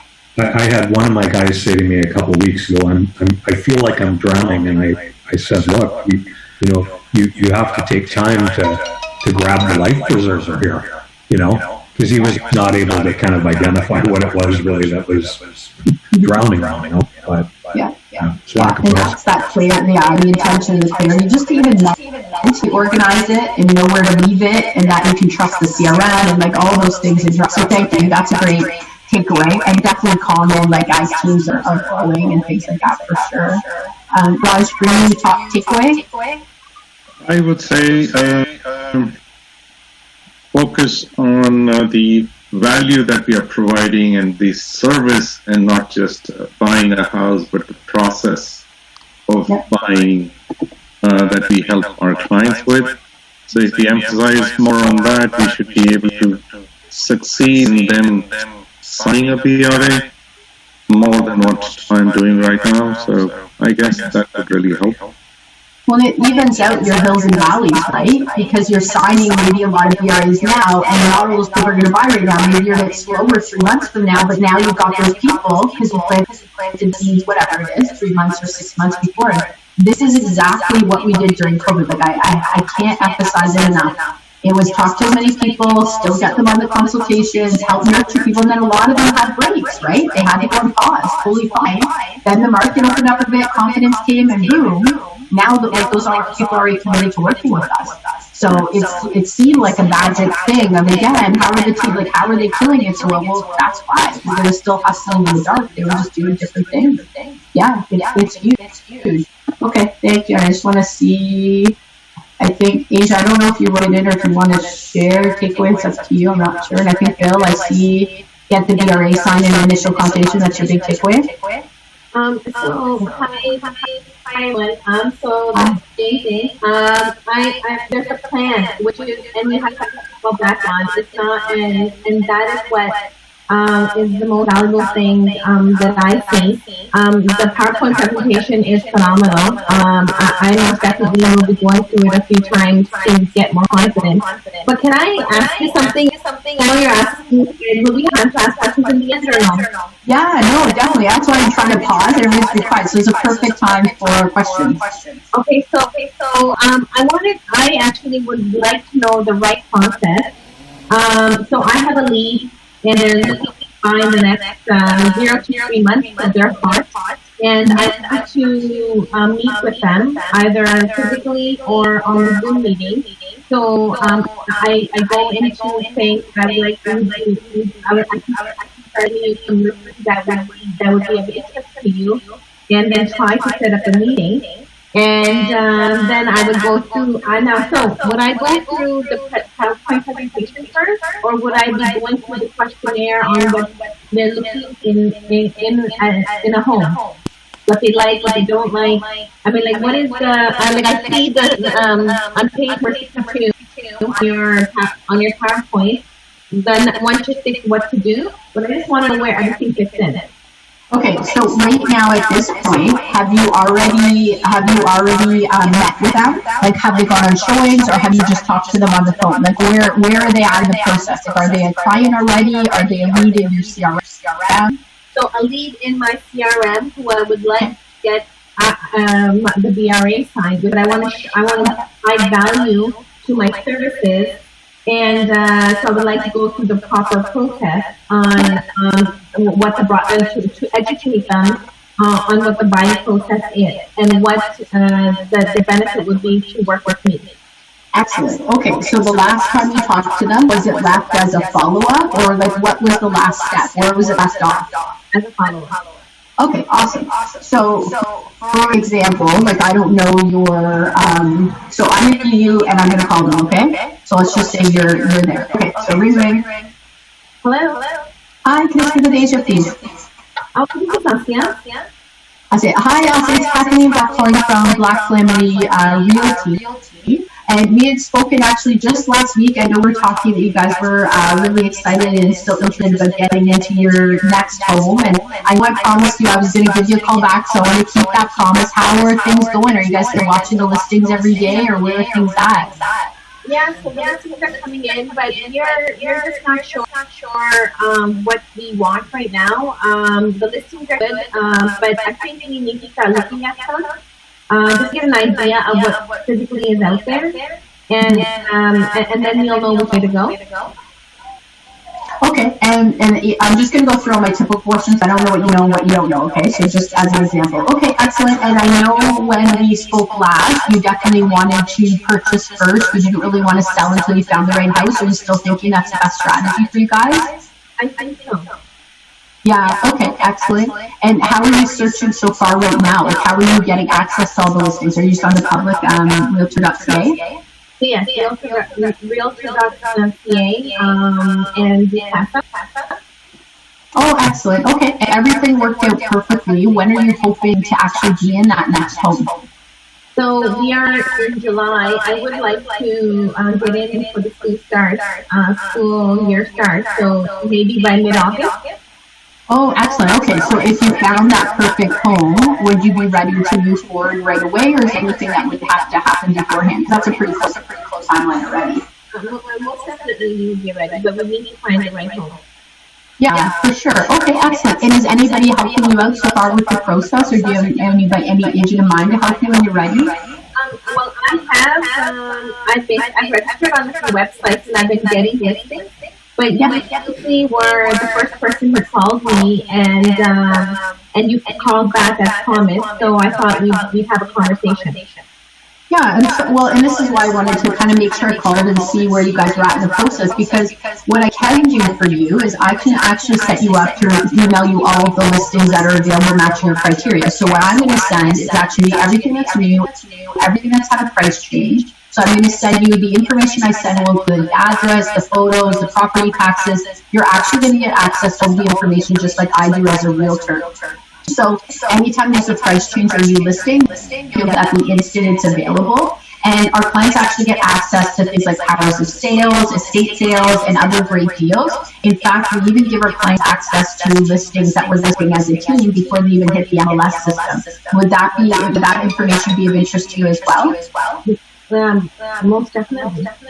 Okay, excellent. So what we'll do is we'll actually book a time where we can go over all of your needs and wants a little bit, well, quite a bit more in depth. It'll usually take about 10 to 15 minutes unless you have extra questions. So when is best for us typically to do that? Would it be days, evenings, or weekends? Evenings, I think, would be better. Evenings? Okay, excellent. And today is Tuesday.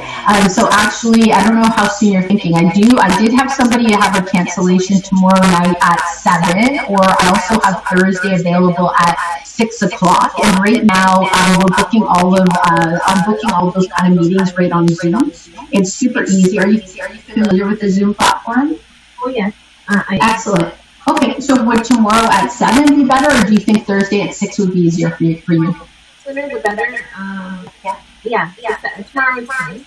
Okay, and is everybody involved in the searching process available tomorrow at 7 to join us as well? Oh, I'm not sure. I'll have to ask my husband, but we're working from home these days, so he should be available. You should? Okay. If you think he's available, we can leave it. If not, we can pick a time that usually works best for both of you, and I'll give you a call the day before. So do you think tomorrow at 7 should be okay? Yes. Okay, excellent. All right, so what I will do is I'll send you an email with the Zoom link. If you're familiar with it, it's probably okay. If not, you would have you download something, and then I will come on Zoom tomorrow right at 7. So will you guys be able to have video and microphone available? Will that be okay? Yes. On your computer? Excellent. Okay. And do you need me to send the link to any other emails, or just you? Will you be together at the same place? No, the one email is fine. We'll sit together. Okay, perfect. So I'll send you a quick text message with mine, and just so you have my number as well, because I'll be coming on there at 7 just exclusively for meeting both of you. So I do have it booked in my schedule. If you have any issues with the Zoom, I know sometimes it can surprise the technology, right? Just send me a quick message or anything else if you're running late. And otherwise, I'm really excited. I can make sure we get you guys access to everything you might be interested in, and see how we can help you guys find the right house for you. If you have any other questions for me? I do actually. So we're coming on a Zoom meeting tomorrow evening. What are we going to talk about? We're going to go over all of your wants and needs much more in depth, so I can set up an actual custom search. So this is going to be more advanced to make sure that what you're sent that's new or has a question is going to match a lot closer to exactly what your needs and wants are. I'm also going to make sure that my team and my brokerage is aware of exactly what you're looking for, so that if we have any listings before they hit the MLS system, we can alert that to you and give you a heads up, because the market is extremely busy right now. So I will make sure I know crystal clear. Like, I know you have a firm understanding of what you're looking for, but I'm going to have access to things just as they're coming up, and I want to make sure I have that same great understanding, so I can act on your behalf and kind of send over listings you might like as well. Okay. Sure. That sounds good. All right, I'm excited to talk with both of you. And sorry, who is the other person who's going to be on meeting tomorrow at 7? I just want to record their name and info too. It's my husband. Oh, excellent. And your husband's name? Asad. Oh, excellent. Okay, I look forward to speaking with both of you tomorrow. If you need anything, just reply to the text message and we'll see you then. Thank you so much. Thanks, Catherine. You're welcome. Okay, so that's just typical. Like, it was a little different because usually I'd have notes, right? So I know what we talked to them about before and where they're at. So it's a little bit different.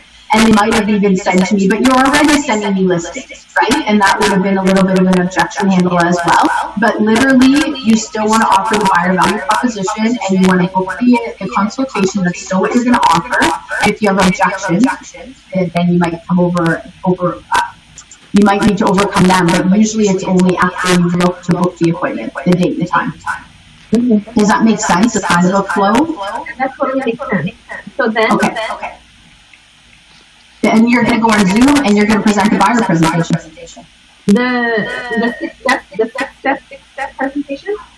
Yeah, you're going to present the PowerPoint, the buyer presentation. So they're going to come on Zoom, and that's why step 1, we do needs and wants. because we want to satisfy it as quickly as possible in the process.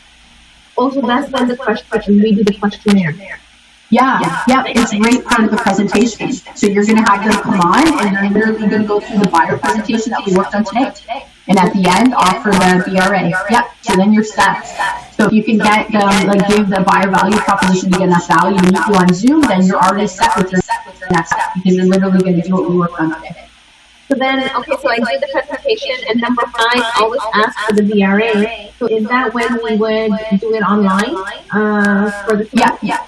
So you want to download the PowerPoint, the actual buyer presentation, and when you go on the Zoom, you're going to share a screen to the buyer presentation. You're going to go through that whole thing, and that last slide where I talked about, okay, I'm going to send you absolutely everything matching your criteria. You're going to have book market education. We'll go on market education Thursday at 7, right? Showings, negotiating your behalf. The only thing I ask for in return is a commitment of loyalty, because it means I represent you and not the seller in each every home we go to. Does that sound good to you? They say yes, great. We just have a little bit of paperwork to do. That's when you take them over working with the realtor.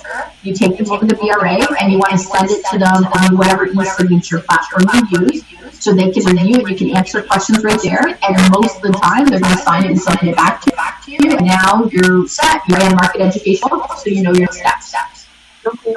That sounds really good. Thank you. Yeah, and let us know how it goes. I love that you're going to have the chance to work with somebody, hopefully that quickly, right? With a real consultation, not just, friends chatting.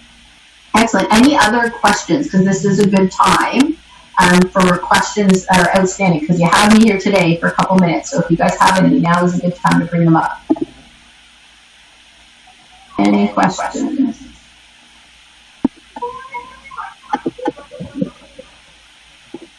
And this is just other upcoming workshops, in case you're wondering. Next Tuesday is listing system workshop. And we usually only run them once a year, but with COVID, we will go for these twice. So next Tuesday is the last one until 2021. But in November, we will have Ultimate Team Summit, either kind of in person and online, or probably largely online at this point, for what we're being told.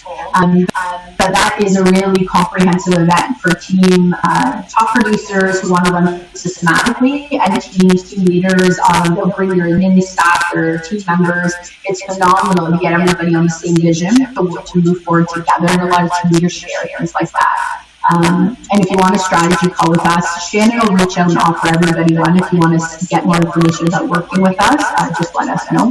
But Ultimate Team Summit is usually our biggest event of the year, which is in November. So I'm going to stop the share on that point and just double check. One more call out. I know it's a long day, but I want to make sure if you have questions, I'm answering them. So I'm just checking one more time. Are we feeling good, clear, confident? Ready to be like the best at buyer consultation that ever have been before you? You're going to set new records and send them, and we're going to look what happened. You're after COVID. Awesome.